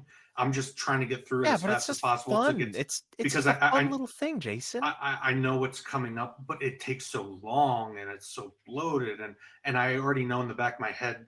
Well, I thought I knew what was going to happen on the boat. That's what I was just like, all right, let's get through this hours of gameplay to get. We'll get to the fucking boat. Yeah. But yeah, I mean, it's just the mini game itself is fine. It's just everything leading up to it. I didn't need to explore Junon. I wanted to move on with the story. Yeah, but go ahead, Delilah. I was just gonna say, it like even having to do just the main quest and not the outside stuff, there's bloat within the main quest. Like it takes longer to get to the goal. Yes, And it doesn't yes. feel substantial. However, there were certain things that I explored in the Junon area that I did enjoy, such as going into that lounge, seeing Elena getting absolutely sloshed, and then they have Yeah. this like jazz version of the battle theme. I was just like, wow, this is sick. So like being able to encounter some cool moment like that, I enjoyed. But everything else, I just or like seeing Rude with his like bald I Hulk was waiting for you to bring that up. Yeah, the fucking and bald bar. yeah, the bald bar in the bottom, and like Cloud couldn't hang because he like had a He's not helmet on bald. and he's not bald. Yeah. I thought that was really fun. So having to explore it for that payout was good, but for the rest of it, like where the Yeah. rest of them were hidden, it just felt like. I mean, I I just think agree. it would I agree. be Oh, sorry. no, I just think it would be incredibly boring if you just go up to Junon and then you could immediately do the parade. Like they made this whole city, and like you could explore it in the original. You didn't necessarily have to, but you could. So for them to, I mean, I guess it's a question of like, do they force you to explore it or do they just let you explore it? But I really liked what they did, incorporating the parade elements with exploring the city. The fact that you have to go around finding soldiers. It's not, you only need 5 of them, and they're not hard to find. But yeah, it's those moments that Delilah just talked about, like the bald bar with Rude, the Elena, yeah, and we never find out why she was like so upset too, which it might have just been the fact that we got away in the Mithril Mine, but like we're Yeah, never really explicitly told why she's like so upset in that bar. Um, but like yeah, finding things like that, finding like some of the soldiers are getting interviewed by the Junon News or Shinra News Network or whatever, and like it's stuff like those little moments. I just thought they were really really great.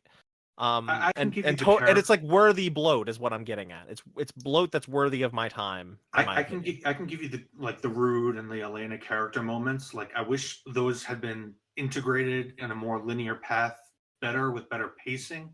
The stuff like the interviews with Junon, and this might be my hot take. Final Fantasy VII's world was never that interesting in and of itself. It's more the way it was used, because at the end of the day, it's just big company taking over the world, destroying the planet. There's nothing that really interesting or intricate about its world building. It's really the characters and the story that's woven. Well, I think that definitely is just a very personal opinion to you. Yes. Well, I think in I terms of think the aesthetic is interesting, the way the cyberpunk and then contrasted with the rest of yeah. the world and the rural nature of it. But outside of that aesthetic, it's the characters that hook me, and I don't find Yeah. there to be much intricate or interesting about the politics of the world or anything like that. Well, I think that the world of Final Fantasy VII has kind of become a little larger than life because of how much nostalgia so many people have for it. And that led to them wanting to, not bloat it, but like blow it up to these enormous proportions to show like this is how far we've come. This is like the thing from your childhood rendered in glorious 4K, that's kind of how I view it. And I don't share the sentiment that I don't think the world is interesting, but I kind of get what you're saying. That It's then just a again, stage to me. Yeah. then again, I feel like you could say the same about most Final Fantasy worlds, maybe Certainly, you can certainly say it about a lot of other yeah. 13. Hey, But hey. No. No, don't agree with that. But we're not all here. right, We're not here to all talk right, about all 13. right. But it's no. Let me just put it this way: it's no Evilise, is I guess what I'm saying. Yeah, well, Evilise was also like the thing to also keep in mind is that Evilise was always intended to be like a shared world between like several different games. I know. So I'm not like I'm talking about the original as well. Like yeah, the I purpose. know. Yeah, like the world building was never really the focus. It was the characters. The I'll characters are definitely the focus in I second, yeah. definitely agree with that, but I don't I just don't share the sentiment that the world is boring or not I interesting. guess, and I prefaced it by saying I guess that's a hot take on my part, and surely, but I guess Jason's full of those what I hot was really takes. trying to get at was that like I can appreciate like the moment of Rude in the bald bar or Lena, whereas I don't care about random soldiers getting interviewed or newsreels playing, like none of Man, that. I just think it's a fun moment. You're building a team and then you go do a parade. You can decide, depending on how well you do, you can decide what routines the crew does. I just think it's neat. I really liked it. I really liked what they did with That's the fine. It's just a difference of opinion on that part. The one thing I'll say is I don't like the minigame. I'd Oh, flat out the parade one. yeah, doing the same thing as the honeybee in, because it doesn't really seem to synchronize with the music really at all. And that drives me crazy. You're talking about the. I agree that it should have just been scrolling buttons at the bottom, not this kind of woven into the. Fucking there's a whole Final Fantasy rhythm game. Just give us the rhythm. Just put it in Final Fantasy VII Rebirth. I agree that it can get distracting and confusing with the way that it's presented. But yeah, it's fine. Let's get to the really important part, which is meeting President Rufus. Well, yeah, we already kind of talked about that. Was he wanted to make a truce with them? Yuffie interrupted it by trying to assassinate them. There was a misunderstanding that she was part of your group, and well, here's the thing that irritates me is he basically says he doesn't really care that much nor want to spend resources hunting you out. He's like, go kill us. He basically wants to make a deal with you to go kill Sephiroth. Yeah. Then her star comes down and he's like, oh, that's how it is.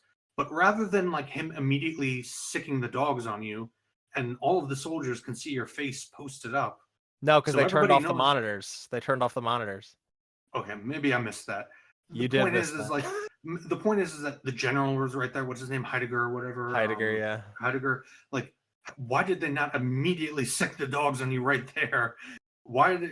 And again, to the seventh, this is why or at least I didn't really appreciate the seventh, is why are they helping you to begin with? They should all know because they don't because they don't realize that I mean, I know it also you should be able to recognize Cloud's spiky head from a distance, but they have these weird helmets on. Their vision's not very good.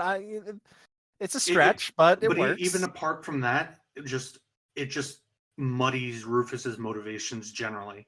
Because why is he still chasing you then through the rest of the game? I mean, I know why. Like the whole problem. And the ancient, like he's already said, like, I don't really want to waste resources. I don't care. Well, that's why he wanted to make the truce, and then he thinks that you break the truce by trying to fucking kill him. So he says, "All right, fuck it, I'm just gonna keep chasing you then." But at no point could Cloud go like, "No, wait, that's not us. Stop." Like he did try. All right, maybe I missed that, but it just seemed like really Jason, disjointed the way it came off. I think you just got to replay the game. We'll reconvene. I'll keep this recording for another month. We can come back. But even if that's the case, if Cloud says no, wait, it's not a stop, like, and you have your hands up, it just makes Rufus look like an idiot because he seems really intent on kind of making a pact with you, making you an asset, your party an asset, because you already have an aligned interest in killing Sephiroth. Yeah, but then as far as he's concerned, you try to kill him. I don't know. I think you're stretching this out to be way bigger of a problem than it actually is. Again, maybe just because the entire section is so, elongated and stretched out, I have more time to think about shit like that. But so Barrett's the one that stopped him from getting killed. So at that point, they should be confused, like, oh, because Yuffie's not even in your party officially at that point, but he would have no way to know that anyway. So I don't know. I took it as it is. Yuffie's a dumbass. We accept it. Yeah, exactly. Yeah, so let's move on to the boat. Yeah, how'd you guys do in the tournament? Did you enjoy that? I enjoyed seeing Red 13 in a Shinra outfit. I was so hoping that they were going to keep him being in a Shinra outfit, and they in the best possible way. Just the majesty of that intro. Yeah, but fantastic. That's the only part about the ship. I do like Queen's Blood. Don't get me wrong. I did not want to play Queen's Blood. I did not want to be forced to play Queen's Blood. Well, you could have immediately conceded and just exited the tournament. You didn't have to do it. I get it.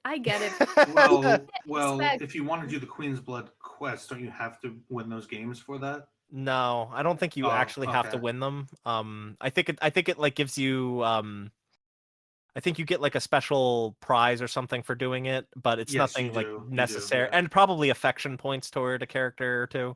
Yes, that's another thing. If you're actively trying to romance one of the characters, you have to play the especially if you're trying to fuck Red 13, you definitely have to do the exhibition match with him. Oh my god.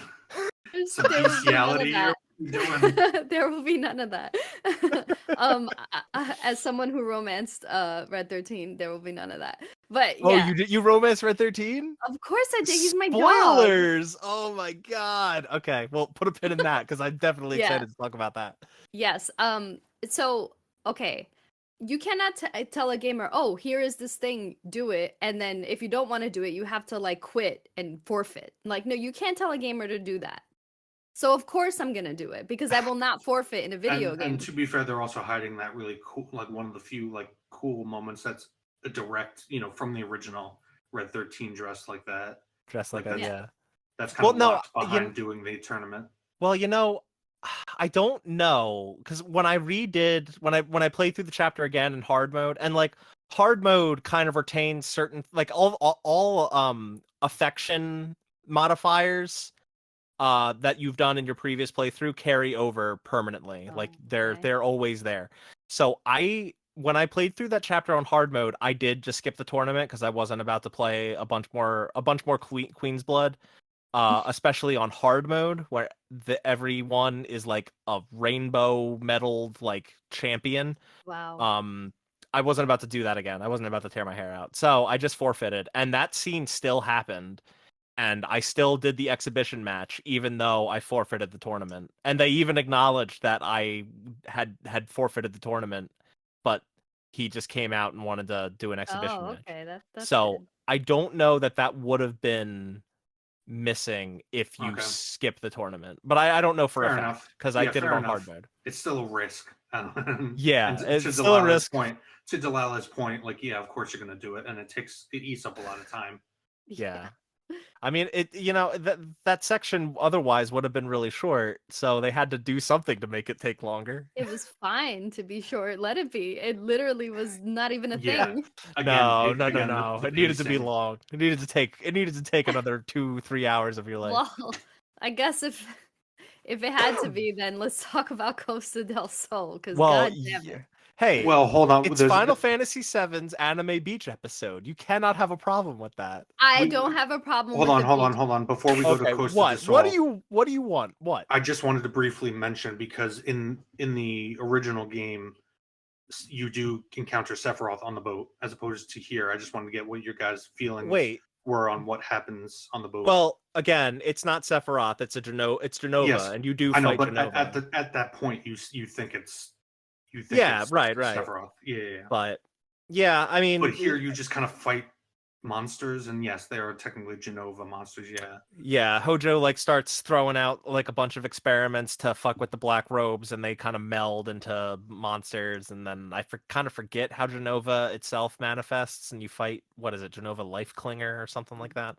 Which kind of gets to a bigger point for me with the black robes, is that they're really just kind of like almost like mini markers on a map in terms of the plot. Like they kind of fade into the background by the end. Oh yeah, 100%.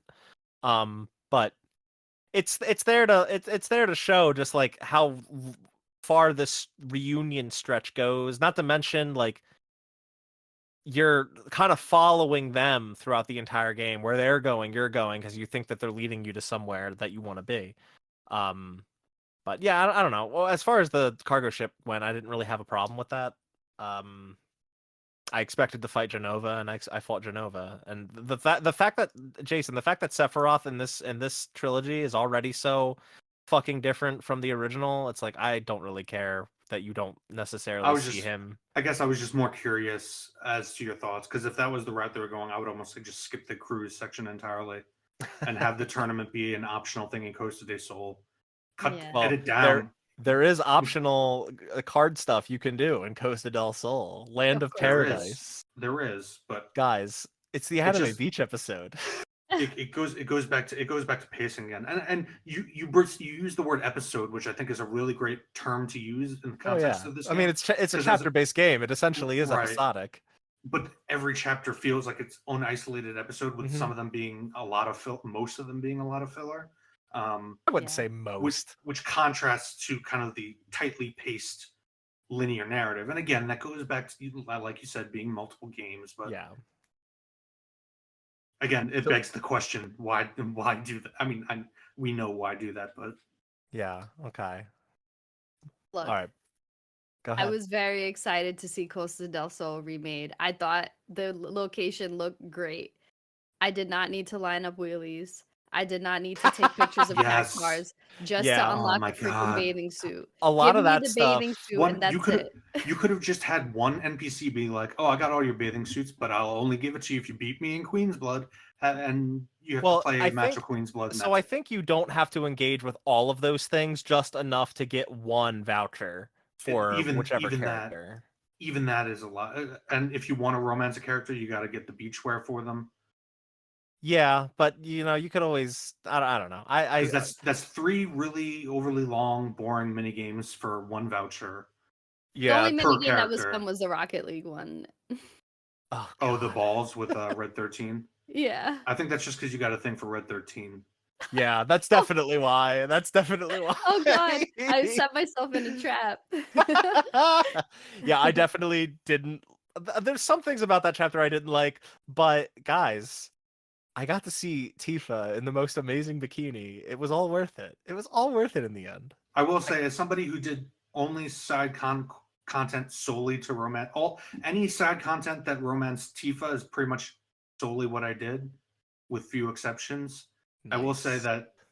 that bathing suit was worth it. Yes. Well, which one did you pick? I mean, I can tell just based off your facial expression which one you guys picked, but Oh, there's you know which two. one we picked. Yeah, you know Okay, which cool. one. You know Alright. which one. I mean, I Alright. unlocked both, but I haven't even worn the other one. Well, what about for Aerith then? Well, Aerith, I picked the more modest one because I feel like it suited her better.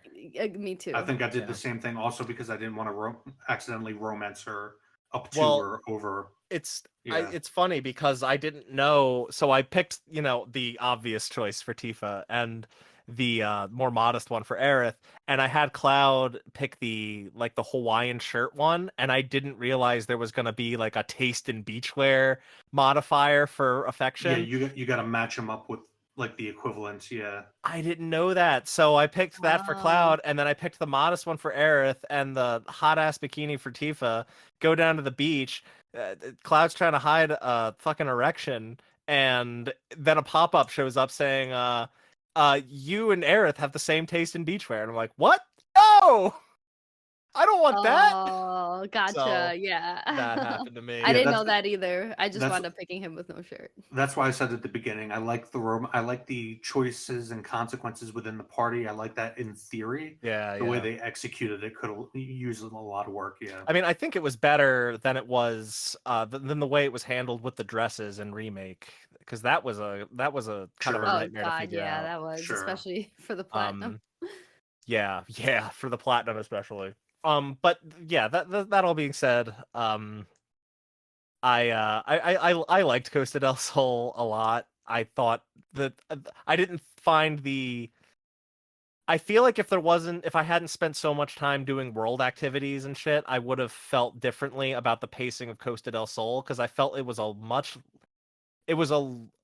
less egregious pace breaker than 100%ing all of the grasslands and all of Junon Yeah, of ahead of doing course. this stuff. It's also just a smaller geographic area. if Yeah, I'm thinking, so yeah. so maybe that's why it didn't really bother me too much. We got to see our boy Johnny again. He's there running the shakiest shack of a hotel in all of Costa del Sol. It's funny because a lot of the characters like that I didn't even remember from remake. So Well, like, he was in the original too. This is a no, very I know. minor character. Yeah. Yeah, I know. But there's another one, that girl you have to do a side Kyrie? quest for. Kyrie, yes. Yeah. I was like, who is this? What? I had to look it up to realize that she was in Sector 7, or not? Yeah, Sector 7 in Yeah. remake. Sector 5. Or was it Sector 7? Was it 5? Sector 5. She was somewhere in Midgard. Doesn't matter. She Yeah. is also in the Kazushige Nojima written novel. I know. The Kids I Are know. All Right. I know. Wow. It's A more Turk side compilation story. stuff. Yes, I know. Look at that. So is that guy Leslie. If you remember Leslie, he shows up in a side quest in this game too. I was like, whoa, you're here finally. I haven't seen Kyrie all game. Okay, we gotta keep rolling though. Sorry, go Yeah. ahead, Delilah. No, I was just gonna say one thing I was a little disappointed in, besides mini quests, is Yuffie not eating the materia ice cream. That didn't make sense to me. There was an ice cream truck, and then there was the materia ice cream stand, and I was like, well, why isn't Yuffie eating the materia ice cream? She loves materia. Lost opportunity, if you ask Guys, me. I take every good thing I've said about this game so far. I take it back. This game is unplayable. She didn't eat the materia ice cream. That's fucked up. I mean, I see Delilah's Absolutely point. ridiculous. It runs contrary to her No, character. Her character would absolutely eat the material. I 100 no, for the record, I 100% agree. I'm being facetious, but I'm gonna I have do so agree much with fun that with point. the thumbnail for this discussion with all the things that Delilah is saying. We got Red 13, we got Yuffie. This is gonna be fun. Okay, so continuing on with Corel, they kind of upped Hojo's involvement here, which I thought was interesting because it was always weird to me in the original how he's just surrounded by women in bikinis on the beach, and that's because Yeah. they kind of change his role. In the original, he had resigned from Shinra, and was just there on his like little vacation after his resignation. Yeah, he's really just a generic. In both the original and this one, he's really just generic mad scientist. But you are right that he gets a lot more screen time and more pointed dialogue. Yeah. Towards, like, for instance, his line about you being compelled to follow the robed men, like, again, another like, oh, something's wrong with Cloud moment. Right. Yeah. But yeah, in Corel, or in Costa del Sol, I should say, he like you actually have to do a boss fight against his like robot thing. They're trying to capture. He's trying to capture everybody in order to use them for more experiments, and that's where Yuffie comes in and makes her triumphant debut, I guess, to the party, Right. as far as actually showing up to help. And I thought it was a neat, fun, again, very anime beach episode moment. Yeah. And I love that. It was. Sorry. No, go ahead. I was gonna say I love that you got to fight in the bathing suits, and Cloud was fighting with the umbrella, which was a callback to Crisis Core. Crisis Core, right? Yep. That was cool. Yeah, that was cool. I will say, and this kind of becomes more obvious, or not more obvious, more evident towards the end. But I feel like compared to the original, Hojo's motivations, because he obviously knows way more than he's letting on at first, and it becomes more clear about reunion. So like his motive, it's not really clear what his aim is versus, in the original he's really just mad scientist man who also can I say whose father he? Yeah, spoilers for Final Fantasy VII at the top. Yeah, I'm fine with it. I don't care. Go ahead. Hojo is technically Sephiroth's biological father. Yep. And they in the original, like I think his motivation is to ultimately help Sephiroth, because there's the whole instance where he's trying to redirect the cannon toward the Northern Crater so that there can be that giant burst of power for Sephiroth to absorb, and I think that's probably what his motivations are. He's just. But Hojo seems to have knowledge of the meta elements here. Well, he might, again, might be another payoff. Muddles it, and but you are right. In the original, he was clearly trying to help Sephiroth. Yeah, and it could be a situation where like maybe Sephiroth, being this omnipotent being that he kind of is in this remake trilogy, maybe he approached Hojo and told him who he is, and Hojo told him, I'm your real father or something, and maybe they're in cahoots and we just don't know it. I think if that were the case, we would have been shown something hinting toward that by now, with the second game. But who knows? I just imagined us having like a Darth Vader, Luke Skywalker, I am your father moment. Okay, moving right along. We got the whole thing surrounding like Corel and the Gold Saucer, Dine, Dust Bowl, and all that stuff. I mean, how did we feel about, especially Dine? I'm curious to know how you guys felt about that moment. Do you want to go first, Delilah? Yeah, I was just gonna say, I thought the animation was good. I liked Dine's character design. I liked the way they showed him descend, like how he was basically mad, and seeing him like having to fight him as a boss fight, and then seeing what happened to the arms and all that stuff, and then Barrett crying with him in his arms. That was all heartfelt. I teared up. Whatever. It was good. However, I felt like it was darker in the original. And Yes. Well, yes. Well, I think part of and that, more bittersweet. I'll talk about it. Yeah. I just think part of that is because it wasn't interrupted in the same way that it was here, where you have that sad moment of him, of dying, and him even showing the picture of Marlene, and that very bitter, like, you took my daughter from me, and like everything. It's like this absolute broken friendship pushed to its limits, and then coming to a point of no return. Not only just because he died, like even if he survived, it would have been a point of no return. You do that, and then you have to do another boss fight against comedy villain Palmer Right. right after. The poignant moment is suddenly cut off by action, like a Michael Bay action sequence, driving, shooting, followed by a boss fight. Well, the escape I actually really liked, because it almost feels like Barrett recollecting himself and refinding a purpose and in protecting the party.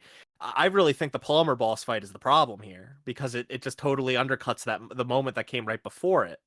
Right. I think it would have been absolutely fine if the whole Dine thing happens, the buggy shows up, and then you do like the shooting fight, because you're doing it as Barrett.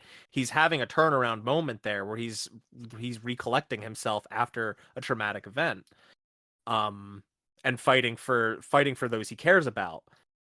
I I really just think that Palmer, the boss fight against Palmer with Cloud and Party is the problem with how that whole moment goes down. For me, it was fine up until the very end, where not only is it changed drastically from the original, but Dine, like the conclusion of it is the exact opposite of the original. So in the original, Dine, after you beat Dine in the battle, he gives Barrett the token, the wife's necklace, and his final words to him are, "Take care of Marlene. I'll kill you if you ever let her cry," or something. Something, if you ever make her cry. Basically, he's handing off Marlene because he's come to the conclusion that he does not want his daughter to see him as that the way the monster that he's become, and he commits suicide. He jumps off of the ledge yeah, into the canyon. exactly. Yeah. In this version, now, to be fair, part of this is because of sensitivity regarding suicide nowadays in Japan itself, in the culture. It's a big problem. So I can kind of understand why they were hesitant to have him commit suicide. Basically, a bunch of Shinra soldiers come out of nowhere. He basically does death by police officer and runs into the Shinra soldiers, shoots them, gets shot, dies. But instead of like kind of affirming that Barrett take care of Marlene, he says, "You're going to carry that guilt, that weight," in like a spiteful way, which stands in complete contrast to the original. Yeah, I Um, could see that. Another problem here is that Barrett already basically completed his game-long arc in Remake, whereas this was a critical point in Barrett's arc in the original. So it almost feels pointless either way. How did he complete his arc in the first game? Because in the first game, in the original game, when you find the Shinra president, he's already dead. He's already been killed by Sephiroth. In Remake, he's hanging on a ledge, and Barrett walks up to him and Oh, I has the see. opportunity to let him die, but instead he chooses to be the bigger man and saves his life, which is why I felt when Barrett gets stabbed in Remake, if they were going to start making changes, that's a great change because it's unexpected, it's poignant, it's right at the end of his arc, and as a result, Barrett is really just stagnant in this game as a character, even with the Dine segment, because the Dine segment isn't pushing along a character that's already finished its arc. I wouldn't say that it's stagnant. I do totally see your point about his arc kind of. I like the poignancy of him rescuing the Shinra president when he very well could have let him die. Wanted him to die for most of the game. Definitely agree with you there. I don't necessarily think that there's not more room for Barrett to grow or develop. And I think with some of the conversations that he and Cloud have, even the ones like in combat or out in the world, like they do grow as friends. They do develop this rapport, and I do think that Barrett he's going to obviously continue to have a major role in the party. He is an older voice of, ironically, reason, and trying to keep, I guess, Cloud under control, and not necessarily under control, but like um keep his shit together, you know. Yeah. I feel like his role in the party is too important to say that his arc is already concluded, and he has no room for growth. And I feel like the Dine segment is an important, like you said, Jason, it's an important part for his growth in the original. It's not as important here, but it's still important to go into who he is as a character, his ties to home, and kind of letting go of those. And you also see that like just walking around North Corel and how everyone's kind of bad mouthing him, and the party doesn't like that. But I guess it would just make more sense if it played out in the original, where Dine basically tells him, "I'm a monster. Don't want my daughter to see me. Take care of her. Here's my wife's necklace," and maybe then defends the party as they escape Shinra and he gets killed by Shinra, rather than the way it plays out, where he's like, his last words are like spiteful. Yeah, I do agree that would have been better, but you know, I don't think it takes away too much, huh? I understand the point of like Japan and the issue with suicide and whatever, but I felt like him like committed suicide by jumping off the ledge was a direct like it paralleled well with Barrett saving him from falling down the cliff, you know, or trying to, and him actually like falling down the cliff was just like, okay, like, you know, all this happened and this is what I'm gonna do. It just felt so much darker, and like there was so much more weight to like his mental health. And I it's feel quiet, and you're kind of absorbed in what's happening, as opposed to a bunch of guys run out with guns and start shooting. It was like a heroic kind of going out, rather than it being just him like really having terrible mental health issues because of what happened to him. And I feel like it just minimizes like how bad things were for him by changing the scene that way. But I get it. Another thing that I'll call out about Dine that I do think kind of sucks and was just net worse than the original. There was absolutely no mystery as to who killed the people in the Gold Saucer. Like you get a cutscene where Barrett sees another guy with a gun for an arm, and you immediately know that it's not Barrett then. And that was a nice thing in the original. That's kind of lost in translation here, is that you don't know it's Barrett. Yeah, you're definitely sure that it's probably not in the original, right? Because why would Barrett do that? He wouldn't do that. He's our buddy. And you'd be right, because it wasn't him. But this game gets rid of this game, and these games in general do have kind of a bit of an issue with subtlety at times, and that's probably the worst case of it in my opinion. It was kind of a bummer for them to just get rid of that mystery, that mystique surrounding Barrett, or surrounding the shooting in the Gold Saucer, I should say. We got to keep moving. Kate Sith is introduced at the Gold Saucer, obviously, and he joins the party. How'd you guys like Kate Sith? Gameplay aside, don't talk about gameplay right now. That's fine. No, that's fine. I felt like actually his introduction is a bit more natural than the original. In the original, it's very clear he's a spy from the get-go. Mm-hmm. It's less. I mean, it's still pretty. It's hard to turn off like my knowledge, my prior knowledge. But it feels like it's a little less suspicious for those who don't know. I mean, if anything, I feel like he's a lot more open and friendly toward the party. Like he admits like pretty much straight away that he's a 9 to 5 employee at Shinra. I do think it's a little disappointing that they kind of reveal that it's Reeve pretty early on. There's absolutely no uncertainty as to who the problem controls is him. We also saw Kate Sith in Reeve. Yeah, but we see him like for all of 2 seconds looking at the fucking reactor fall or the pillar fall. But he's at the Shinra building overlooking it, which kind of right. Yeah. But like, yeah, no, that's a good point. And I think that scene probably could have been done away with, and we would have lost nothing of value. But the fact of the matter is, he's much more open about who he is in this game, but obviously his intentions kind of get lost. Sorry, Delilah, you wanted to say something? No. I mean, I agree that he came across as less of a spy because it was a cute little intro with dancing and gold saucer and everything's fun and he's cute, super fluffy, ears moving. I like the voice that they gave to him. Yeah, they hired a real Scottish actor to portray him, which is great. Yeah, and he had some really hysterical lines throughout the game, so that made me happy. Yeah, he was I thought he was a delight overall.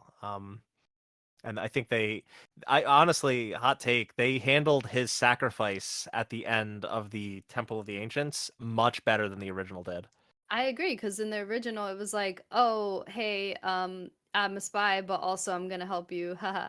And And here it's then there's like a serious moment, and he just shows up like, oh, probably a bad time. I'm Kate Sith 2.0. It's like, Mhm. God, like Yeah. Yeah. this game handled it much better, I think. Sorry, go ahead. I think I generally agree with that. The only thing I'll say is that, and I guess we'll get to it in a little bit. There's also this rebirth does not have the whole Marlene kidnapping subplot, which kind of makes his betrayal feel a little worse in the original. But at the same time, it's not Yeah. too big of a deal. Well, I also kind of wonder if they cut that because it really is the real Marlene in that Right. in the Terrier universe. Right. Yeah. Right. I'm kind of wondering if that's why that's cut because, well, then again, they wouldn't know.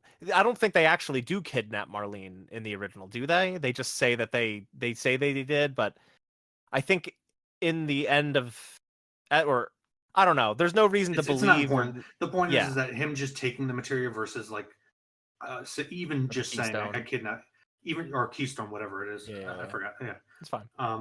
That versus just saying we have Marlene for all intents and purposes your daughter. Yeah, yeah. Okay, let's keep moving. Let's talk about Gungaga. I want to Oh, talk about the fact that Cisne was there because I really, really love that. yeah, no, that's great. I mean, Cisne was a very core character in Crisis Core, and it makes sense. And the way they brought her in didn't feel unnatural, Well, like I think Glenn. even in Crisis Core, toward the end, Zack asked her to watch over his parents and like to just keep an eye on them. Yes. And she goes even further by fucking living there and becoming like the head of whatever committee or whatever's there. Um, I wish we got more of her. Like, the Crisis, our thoughts on Crisis Core aside, again, it's part of the canon, so them incorporating it in a meaningful way, I that's what I'd hope for, that it would be meaningful, and Yeah. I kind of wish there was more Cisne in this game to kind of flesh out what she's been up to in Gungaga for the past 5 years. Yes. Um, I care about none of that, I and know. I don't care about Zach outside of I know. Cloud's development. And so my opinion on this entire section, especially because it has some of the most laugh out loud, poorly written parts of the game, this entire section could have been cut or made optional. You can visit Gungaga if you want to and see Cisne. Okay, so Because what is the worst written part of the entire game? Are you it's not talking the worst about? written part of the entire game, but it is. This is where these games have already metaphorically jumped the shark, and they literally jumped the shark in this section with the weapon swallowing Tifa, her somehow surviving inside of the Mako filled giant materia belly or whatever, and then getting The spit weapon? out. The weapon, yeah, Yeah. which the weapons come in much later in the original.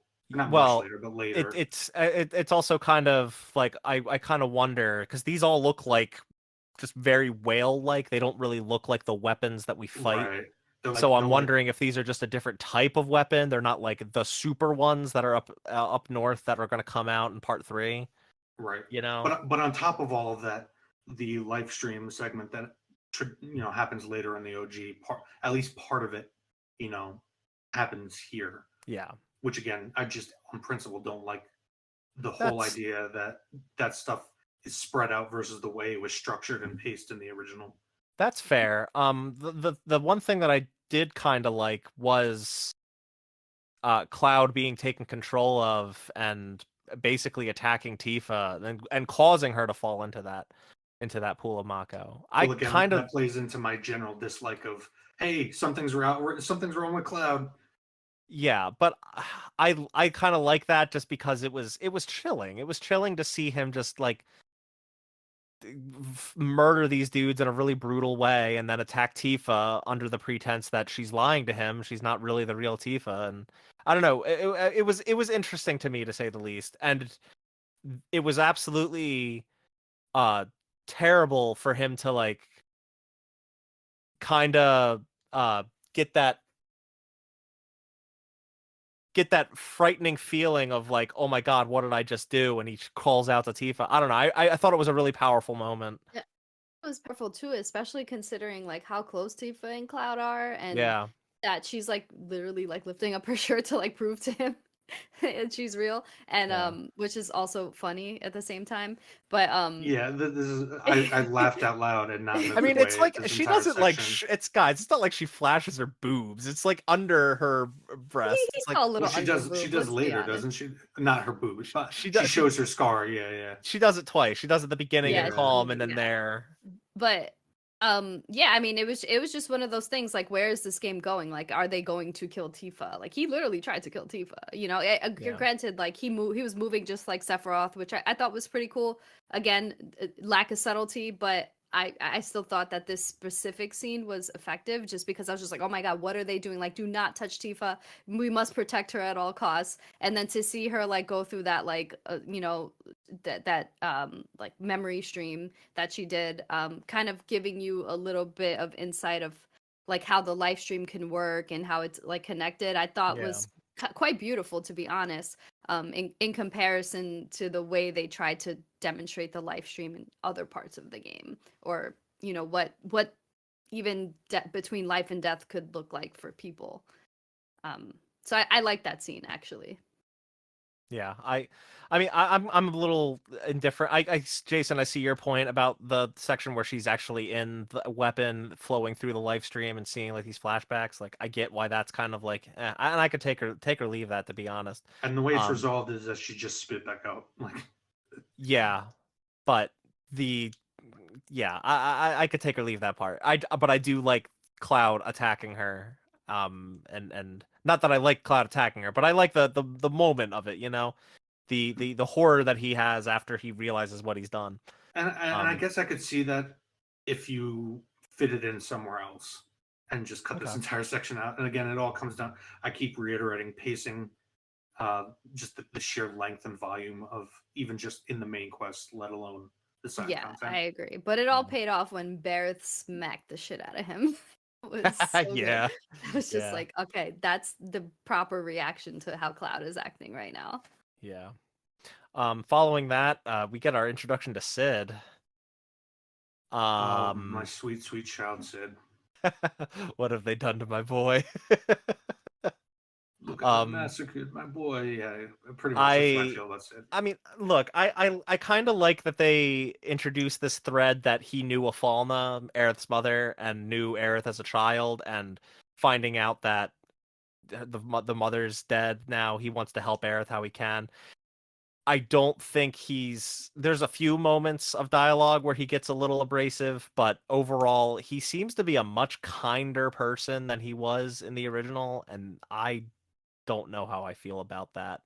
Again, That was his character. He was a man whose dreams were crushed, and he was yeah, right. crotchety and resentful, and he smoked cigarettes. Why couldn't you at least just have him smoke Well, a cigarette? that Yeah. one I kind of get, but yeah, that's the big thing, is that his whole backstory is rendered moot in this game, and it's like if you introduce it in the next one, which they absolutely Right. It will be will, jarring. Yeah.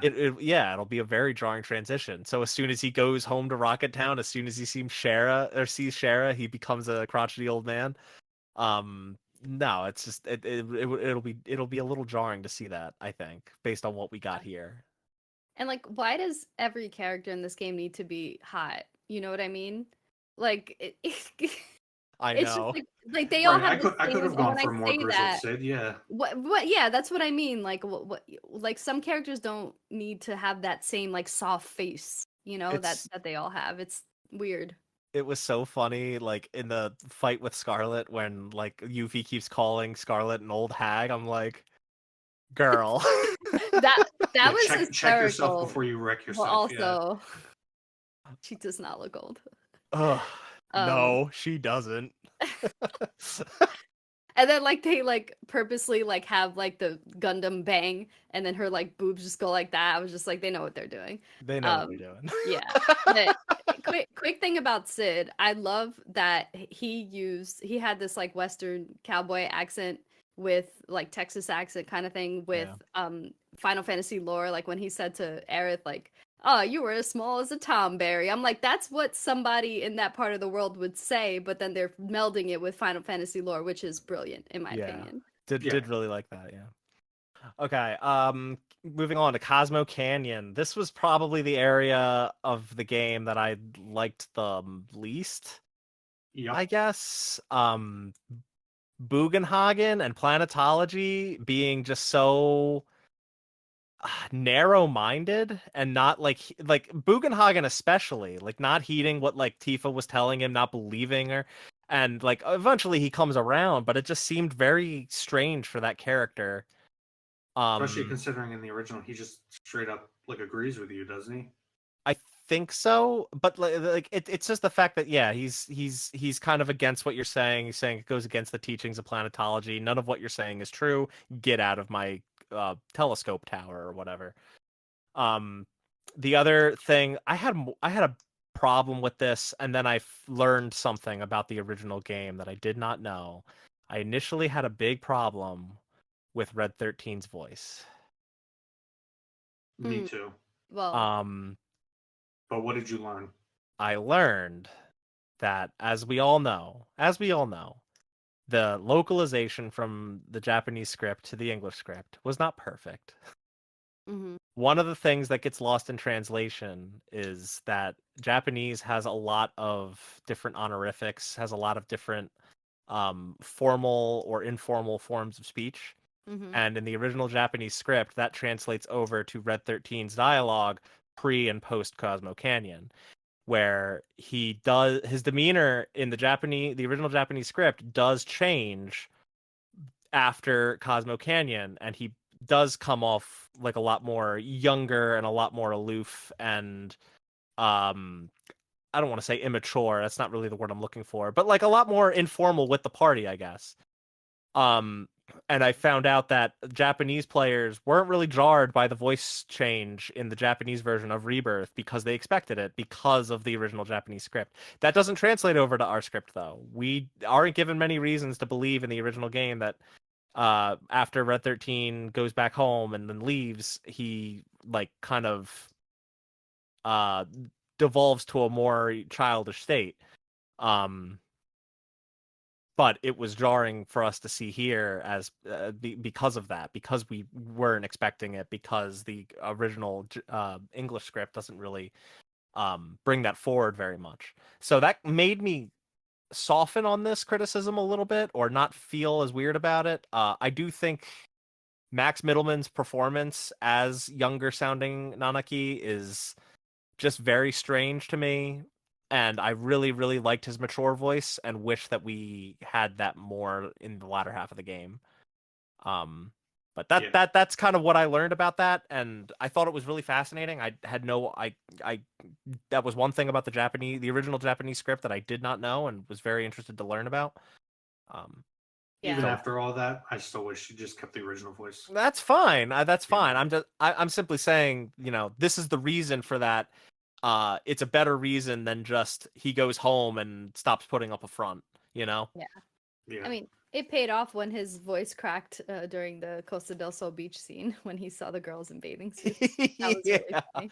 And also like the mystery of who Aerith was talking to in a few Yeah. parts before Cosmo Canyon, and you hear a childlike voice, but you don't know who it is. Even though Red 13 walks out, it's like there's no way it was him, right?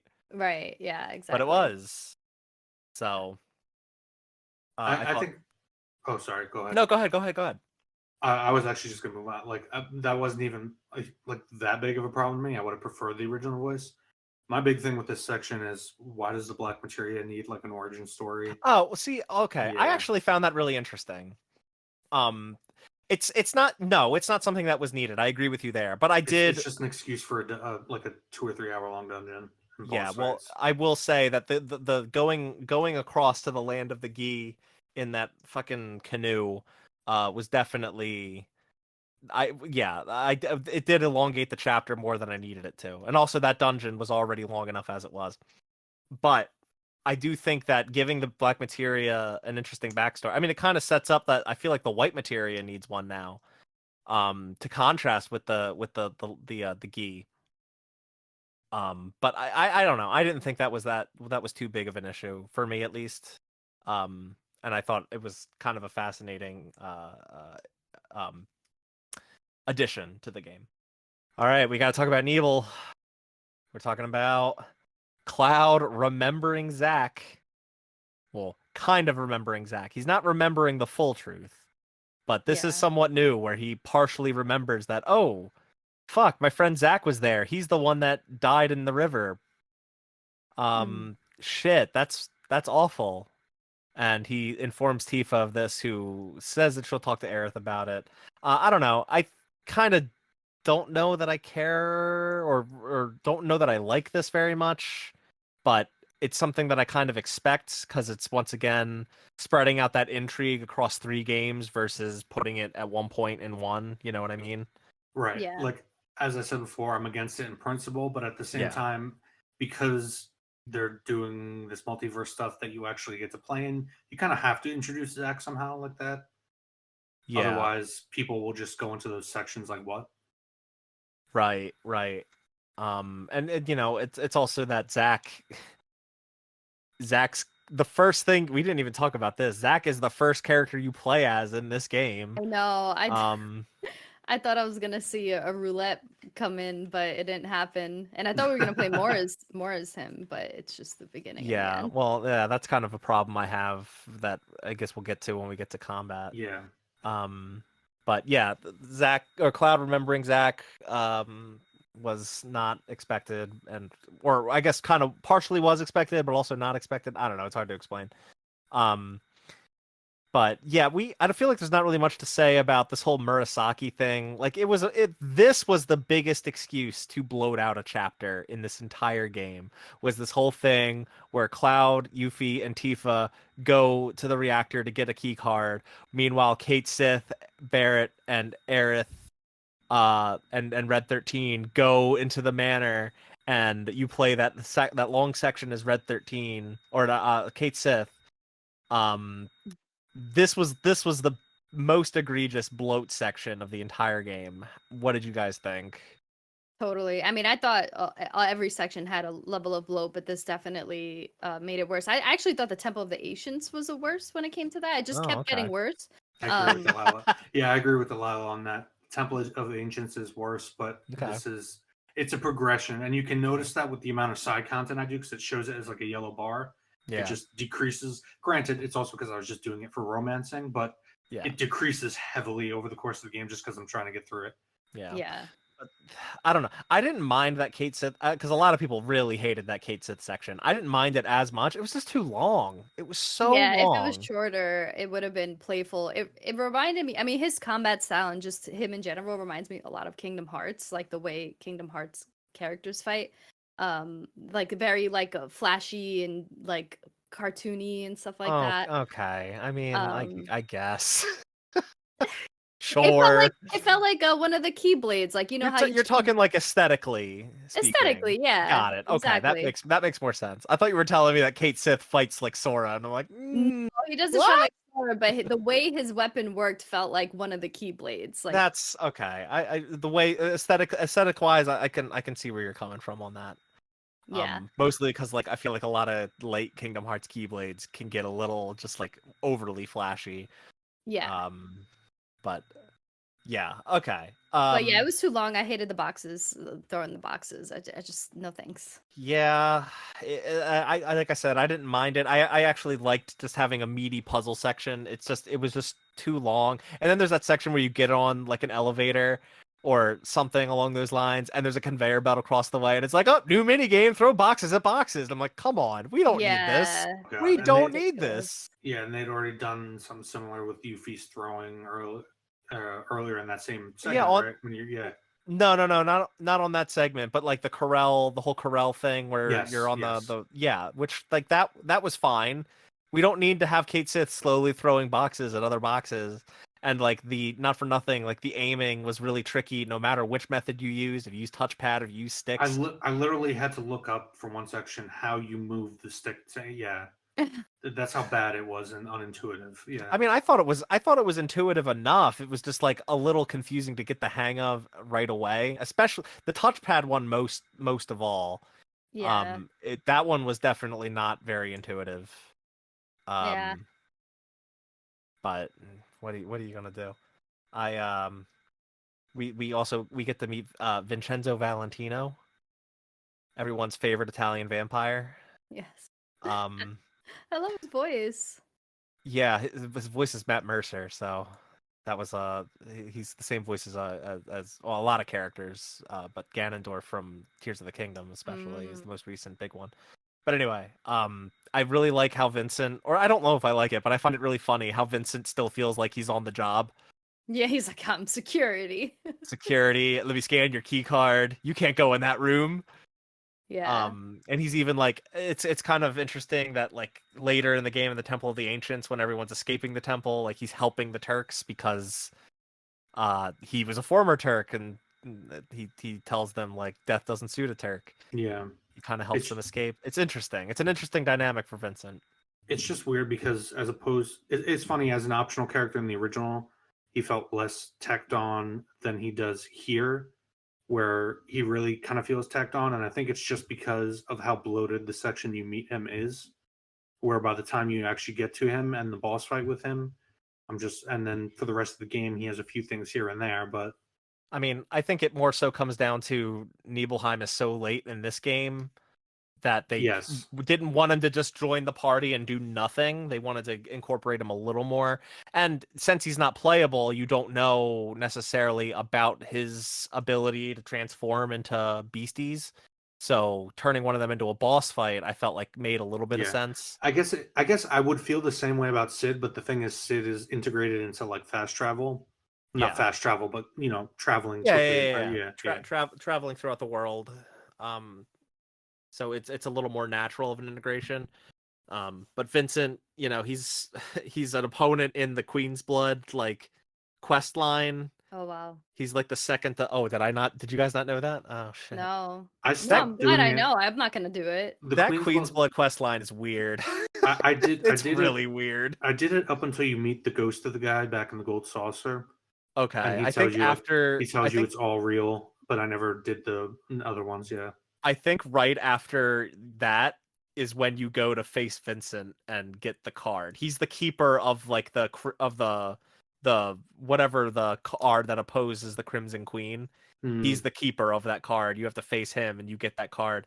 And then the Shadow Blood Queen is like possessing that girl with the pink hair. Mhm. Whatever her Regina. I think it's Oh Regina. right, the one you keep encountering Yeah, first. Yeah. the Shadow Blood Queen is like possessing her, and you need to beat her in a match, and then Vincent shows up to help like exorcise the Shadow Blood Queen from her, or something like that. Yeah. It's a weird quest line. It's I think very strange. I think by the time I got to the point where I was meeting the ghost in the gold saucer, I was already like, I just want this game to be over. Yeah, I was no, just I trying to hear that. beeline the main quest. Yeah. I gotcha. But yeah, the other big thing that I want to bring up about Nebel is Roche, because Oh my Roche. god. Who gets more screen time than some of the party members? Probably. That's not true. Well, What are you talking about? new party member like Sid. Well, yeah, I mean, maybe, if yeah, arguably, but and I mean, he plays virtually. He has zero significance in the well, he's context. still around. They have him on the helicopter as a black robe at the end of the game, so I'm sure he's somehow going to come back in part 3 in some regard. Overall, I don't really feel any semblance of tragedy for him or appreciation for him. Right. He feels like just a rejected character design idea from Organization 13 in Kingdom Hearts that Nomura I wouldn't really even wanted say to throw into rejected. this game. He looks alarmingly like Demix from Kingdom Hearts 2, so Either way, the point is you just felt like a character design Nomura wanted to have in, and they gave him a whole subplot. that could have been cut out to, again, better the pacing, or at the very least give that time to, Vincent and Sid. Sorry. Yeah. Delilah, what did you want to say about Roche? Disagree with you guys about Roach, but I do like that they somehow had someone that was just really out there and fun and very Japanese character, like Yeah. eh, My had a cool, friend. yeah, had like a cool motorcycle, was even like somewhat revered at the Shinra parade, just full of life basically. And then he was brought to this. It just added the weight to like how many of these robed dudes like went through some extreme change because of that Yeah. the degradation. So yeah, Yeah. I didn't mind it. I thought they actually did more with the character than I expected. I Well, really thought he was just gonna be Japanese comedy relief. they definitely did more with him than Remake did. So Kind of Yeah. like what's his name from Yakuza games? Majima? Yeah, basically your nemesis who follows you around Yeah, with the eye patch. the guy with the eye patch. Yeah, Yeah, that's yeah, Majima. Yeah. Oh, don't you dare. I mean, Majima is obviously much better than Roche. Yes. Yes. Significant by a significant margin, but I would agree with Delilah though, if they'd done something like that and just gone more extreme, it might have been more entertaining. But here he just feels like, yeah, like you're riding the buggy around Corel and he pops out of the trunk like, "Hello, Cloud." I might have actually given them props for that. That might have been a major boon to the game. Kept me somewhat interested. Yeah. You look out the window of the tiny Bronco and he's hanging on like, "Hello." I'm not even joking either. Like I would have actually No. enjoyed that. That would have been pretty good. All right. We really gotta hustle through these last few points. Can I just say, I'm sorry, I know you said No, go ahead, hustle. go ahead. Look, all right. When Kate Sith, when Vincent got mad at Kate Sith and he like grabbed him and Kate Sith just like put his paws out and like tilted his head and moved his ears, that was hysterical. I died. Anyway, moving on. Okay. Um So date wise, Delilah, did you get your date with Red 13? Yes, and I wanted it simply because he was not available to date in the original game. Yeah. That's So I fair. wanted to see how that played out. And Jason, did you get Tifa? Yeah, I romanced Tifa. And Did you get the intimate ending? Yes, I kissed her. Nice. Yes. Nice. Yes. And I will say that this entire section was the best part of the game by far. Okay. Okay. Far and away. So and maybe I'm biased because I romanced Tifa, and like in my opinion, that's what it should be canonically. well, Yes. that is what it is canonically. Is it in this version? Okay. Yes. I mean, yeah, because like look, like Aerith definitely has feelings for Cloud, and that's always been the case, right? But it's like, are they reciprocated, or are they those feelings just based on the fact that she likes Zack? Right, exactly. Yes. And that's kind of how it always has been. Like, Cloud isn't himself for most of the original game, and once he does come to and realize who he is and what he has to do, it's Tifa. They bang under the high wind. Like, it's Tifa. And Advent Children, go listen to our Advent Children episode, but like his grief about Aerith is not because he loved her, it's because he lost a friend. It's because he feels like he couldn't have, or he could have saved her somehow, and regrets that she had to go. And it's the same thing for Zack. Like he's mourning both of them. But it's not intended to be romantic love. It's also Cloud idealizing Aerith. Aerith is supposed to be this idealized princess, unobtainable girl versus the girl next door, the one who's been in front of you the entire time, who actually cares about you. She's kind of a very interesting, a very interesting kind of different version of the manic pixie dream girl. Right. It's just a much more, I guess, wholesome version of that. But point being is like, yeah, I'm not getting into shipping wars, and I don't like ship necessarily. I just play the games and fucking understand the plot. But So more importantly than what is canon, I always enjoyed my theater scenes in Final Fantasies. Yeah, and I felt like this one was awesome. That's good to hear. I'm really happy to hear you say that, because I really loved it too. Opera Maria and Draco will always be, or Draco Maria, I forget which way it goes, but that will always be the pinnacle. But this is up there with I Want You to Be My Canary. Okay, that's high praise coming from you. Because I know how much you love 9. But Delilah, how did you like Loveless, Delilah? I love the homage to Jesse the most, and Yeah, also, oh, sorry, it's specifically Loveless. It was fun, yeah. yeah.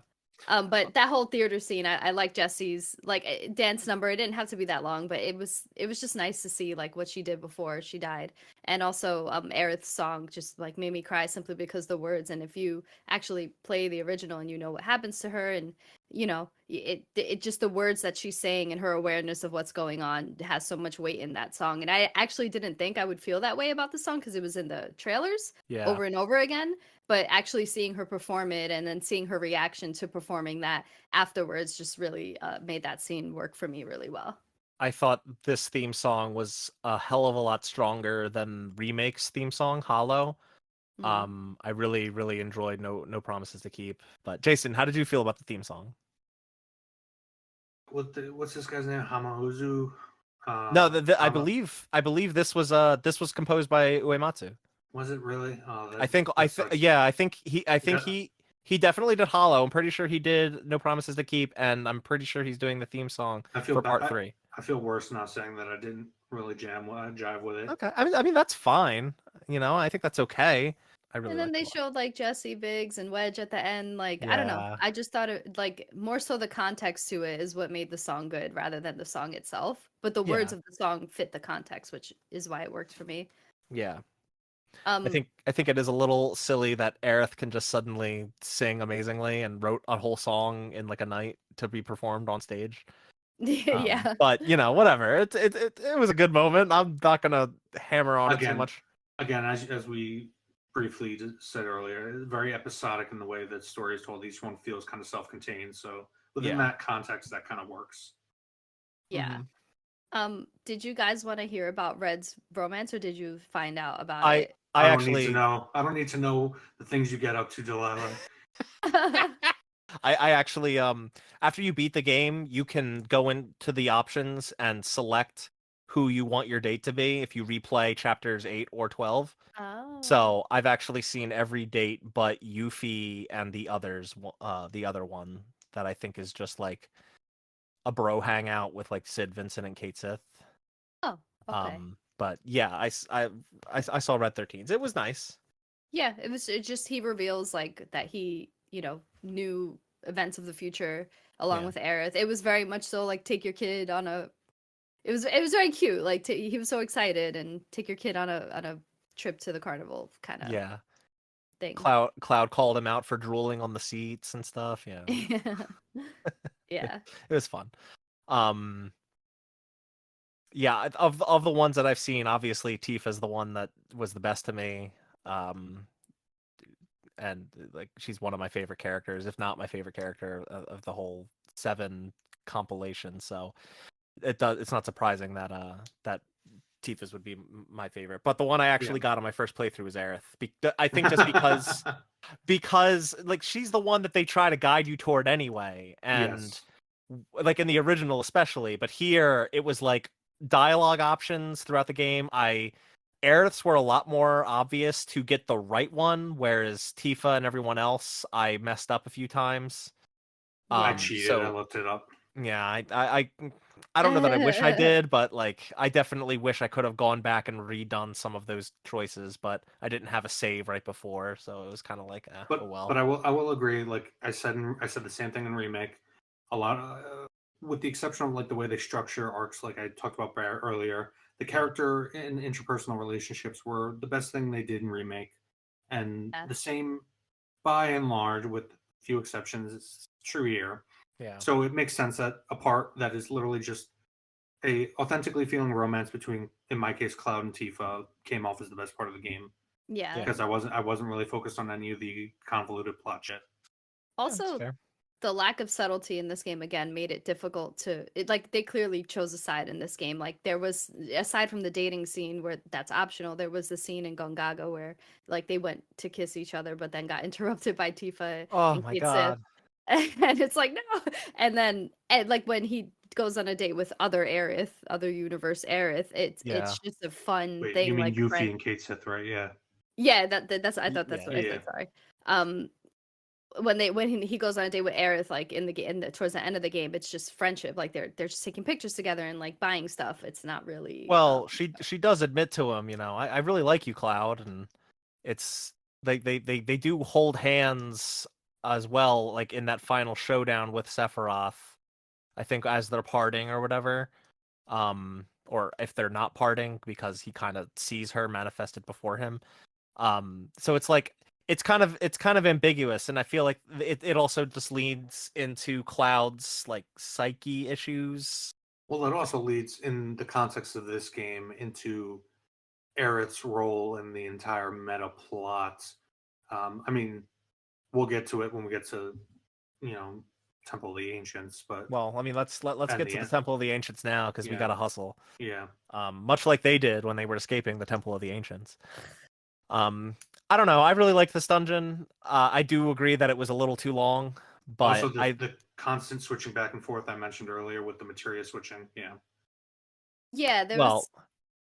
Sorry. I I know I don't know about you guys. I tried to keep materia on the same characters throughout the entire game. Well, so the thing is, you did everything right, so you had enough materia to spread across everyone. But Yeah. for me, I like to max out my materia, so I had to put the Yeah. maxed out materia on the characters in order to, be effective in combat. And yeah, I agree it was too long. And the moment where the team, like, you think they're coming together, like Aerith, and them show up after you guys fight the Turks again. Yeah. And I thought that that's when we were going to continue as a party together, but then they make you go back in time to then Yes. go through the temple. That's when I was like, it just lost like everything for me at that moment. Oh, I was I like, don't I don't know. I really liked it. I was really into it. It also hurts just because you're anticipating what's going to happen. And in the original, yes, there's some random battles, but as you're walking up, Aerith clearly indicates, like, she know it's implied that she knows what's going to happen to her, even Yeah.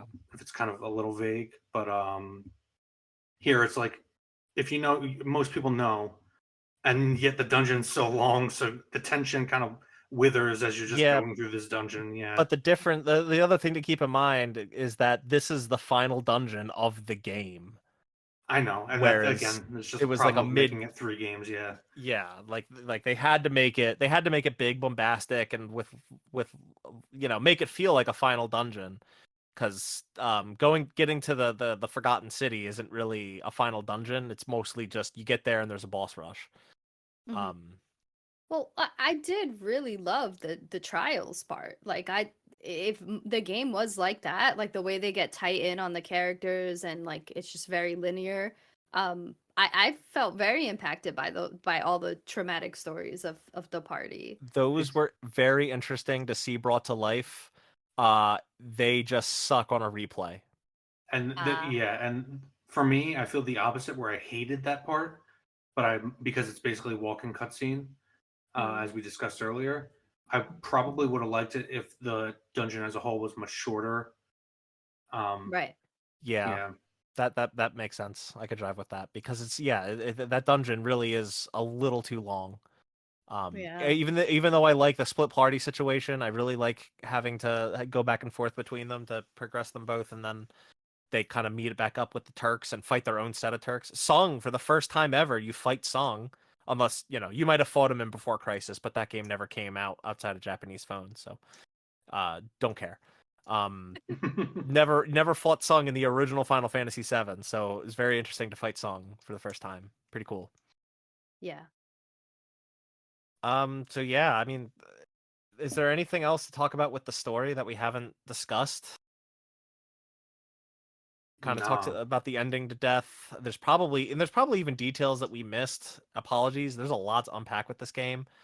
Um, Dio's entrance was gold. I loved oh it. man, Dio's entrance was fucking awesome. Dio as a character was done up really well in this game, I thought.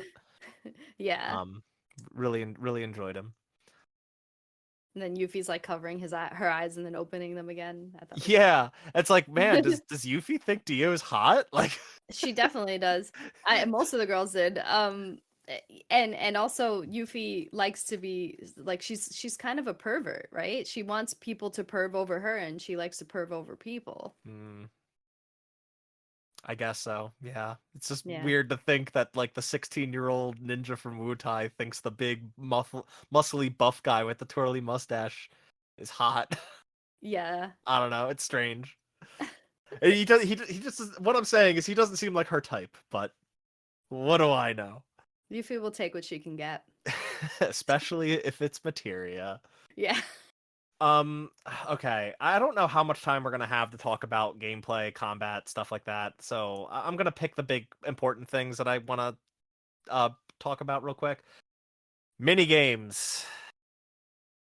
Which mini games did you guys like? Which mini games did you guys hate?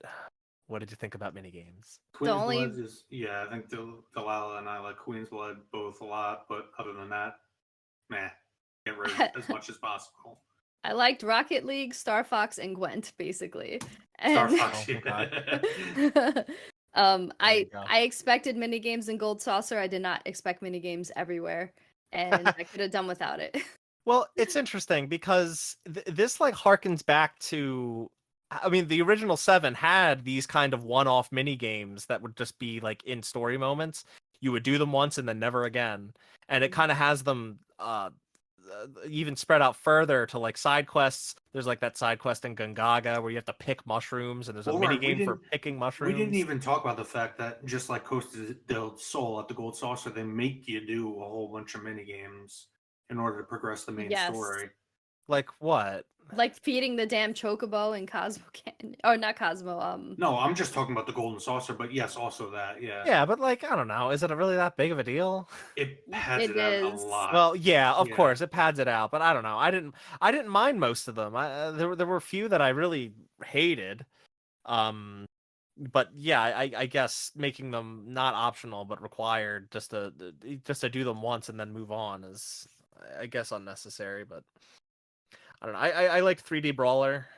It was tricky, it was hard, but I enjoyed it. I did not like the frog one in Under Junon. Oh yeah, Oh, Yeah. I didn't like the Moogle one either. I was like, why am I Oh. shepherding Moogles? The Like, Moogle there's one, one with the chicken. There's one. Some of them are part of side quests. Like, yeah. yeah, Yes, what I'm uh, saying. Like, there's one like intricate mini game that you only do once, and it's when you have to pick mushrooms in Gongaga. It's like, but it's interesting because it harkens back to like an old kind of game development where you did get these one-off mini games all the time. You do them and then you'd move on. The one that is not here that was in the original was the CPR one, and that's because they didn't want Cloud putting his mouth on a 12-year-old girl. And I don't really mind that. That's okay. I'm good Yeah, with that not being in the game. same. I guess my main problem is just within the context of this game as opposed to the original. Every time I was doing one of these, I'm like, why am I doing this? I'm Yeah. not having fun. Yeah, Just get along with the story. I felt But the they same. force you so much to do them. In every single section. Yeah. That's that's fine. That's fair. I not all of them were perfect for sure, but side content and like specifically like I guess side quests, were there any that stuck out to you? I didn't do many. I know you said to do the Yeah, well, the Prolaric. Proto No. Relic is Proto Relic. separate. The I Proto did Relic not- is separate, but When I looked online and found out how much longer I would have to spend to do Proto Relic, I did not do it. So to be fair, when I told you guys to do it, I didn't know how beefy it was going to get. But I do think the payoff is worth it. It's, I mean, did you guys see what the end result of Proto Relic side quest is? It's God, why can't I'm having trouble remembering his name? Gilgamesh? Gilgamesh, yes. Yeah. Yes, yeah. Which this iteration of Gilgamesh is fantastic, and it's very, very cool to see. Like, he wasn't in the original 7. And he kind of didn't become a series staple until 8. That was the first time I think that he returned, unless he was in Tactics, and I'm just not aware. But yeah, having him incorporated into this game and having him be like a more comedic Gilgamesh versus like 15 had a very serious Gilgamesh was kind of disappointing because Gilgamesh is really goofy in 5 when he's introduced. Yeah, he's also goofy in 14. Yeah, right. Like, yeah. like there's there's the slices of Gilgamesh in Final Fantasy games where he's a silly character like he was in 5 where he was introduced. Those are the good Gilgameshes to me, and this had a pretty goofy Gilgamesh. He's the super boss of the game. He's very tough, but it was a very fun, satisfying fight to beat. And it is a worthy side quest. I think the mini games that you get in that side quest are some of the best. Like the one you do in Cosmo Canyon, it's literally Jason. It's literally the Gambit system from Final Fantasy XII, but done in a mini game with like kind of like Fort Condor, but with gambits. It's really neat. I see. And Fort Condor watered down from its use in episode intermission. It definitely wasn't as deep as it was there, but still a lot of fun. Still really enjoyed doing Fort Condor again. Mm-hmm. That's something we didn't even get to really talk about, but we don't have time. Is Yeah. Fort Condor and Junin. And I mean, the mini games, it just goes into my whole. I mentioned earlier how my progress bar on side content for each area diminished drastically to the point where I barely did any in the last section. No, I mean, and that's fine. I get it's really it because it's outdated radio towers that people have been memeing on for like a decade now from Ubisoft. Yeah, well, Ubisoft. It's scanning rocks, scanning more rocks, scanning rocks. That'll go ahead and say. Challenge. I do think that the exploration would have been that side content, that world stuff, like I didn't mind it too much. I definitely could have done without the towers and the scanning life spring crystals and maybe one other thing or something. I overall didn't mind it too much. It felt more like Ghost of Tsushima world stuff than it did Ubisoft world stuff, just not as organic and well integrated as Ghost of Tsushima. I wouldn't even be that generous. That's fine. Ghost of Tsushima felt more integrated, yeah. That's fine. I mean, no, 100%. I'm not saying it's 1-to-1 with Ghost of Tsushima. I'm saying it's more like that than Ubisoft stuff, in that it feels more meaningful and it's more interesting to find than a lot of Ubisoft collectibles are. That being said, some of it did seem needless. It did have too much. I wish that some of it was cut. Not all of it, though. And the thing about it, it wouldn't irritate me so much if it wasn't actually tied to progression systems, including certain materials that you can only get if you level up Chadley. And we didn't even talk about Chadley. Fuck Chadley. I wish. Yeah, that's all you need to say. I would have. I hate his voice acting. I hate just him constantly. Every time you scan a rock, you have to hold skip and. Oh my god! I just wish there was a fight in this game where you could kill Chadley and get rid of him. Hey, I'm willing to bet part 3 he's going to take all the data that he's learned from you in the past 3 games and be like that game's super boss. That would be funny, yeah. But more importantly, like people have been saying, oh well, the side content is optional. It's tied to a lot of progression. It's tied to your party's progression. It's tied to Chadley progression, and there's some materials that like can apparently change the combat drastically if you get them from it. So also they make you do some side activities to progress in main game, which is it makes it not optional at that point. And the thing about Ghost of Tsushima is that there were actually vistas to enjoy, whereas in this game things weren't as pretty. Once you saw an area open up, that was the enjoyment of it. If you played in performance mode for a while until they patched it, it was very blurry. The lighting was like all over the place. So like in Ghost of Tsushima, it was very like Ubisoft style, go to this check mark, do this thing, even though you like followed the wind and it was like beautiful, but you were rewarded with like something really gorgeous, whereas in this game I didn't feel motivated to do any of that. Plus I'm a different gamer than I was when Ghost of Tsushima came out, and I just don't think I just don't think it's fair that we criticize these type, and by we I don't mean us, I mean like people criticize gamers criticize games that have this bloat to like so much, and then it's acceptable for this game. And I feel like part of that is rose tinted glasses, because Final Fantasy is like beloved and people are afraid to criticize it. She's 7, yeah. Hey, people were not afraid to criticize 16, so sorry, 7 I meant specifically. Yeah. No, yeah, that's fair. That's fair. All right, we unfortunately we don't have time to talk about combat. We don't have time to talk about like progression. Really, just ran out of time with this one. And really, it's not that much different from any critiques we had or praises we had from the first one. Yeah, right. I'm more interested in talking through the 2 final questions I have real quick. Sure. For the first one's a little more lighter. What do you guys think Part 3 is going to be called? Advent. Well, sticking with the probable naming convention of it starting with an R. Yeah. Oh my god. Would it be Reunion? I don't know. Well, that's the question, right? Because like Reunion was like the obvious choice, but Crisis Core used that, the remaster. So it's like, would they reuse Reunion for this? I kind of Right. don't think so. Reunion versus something. I don't know. Nomura will I come up with something. I saw someone mention Requiem, and I kind of like that as a choice.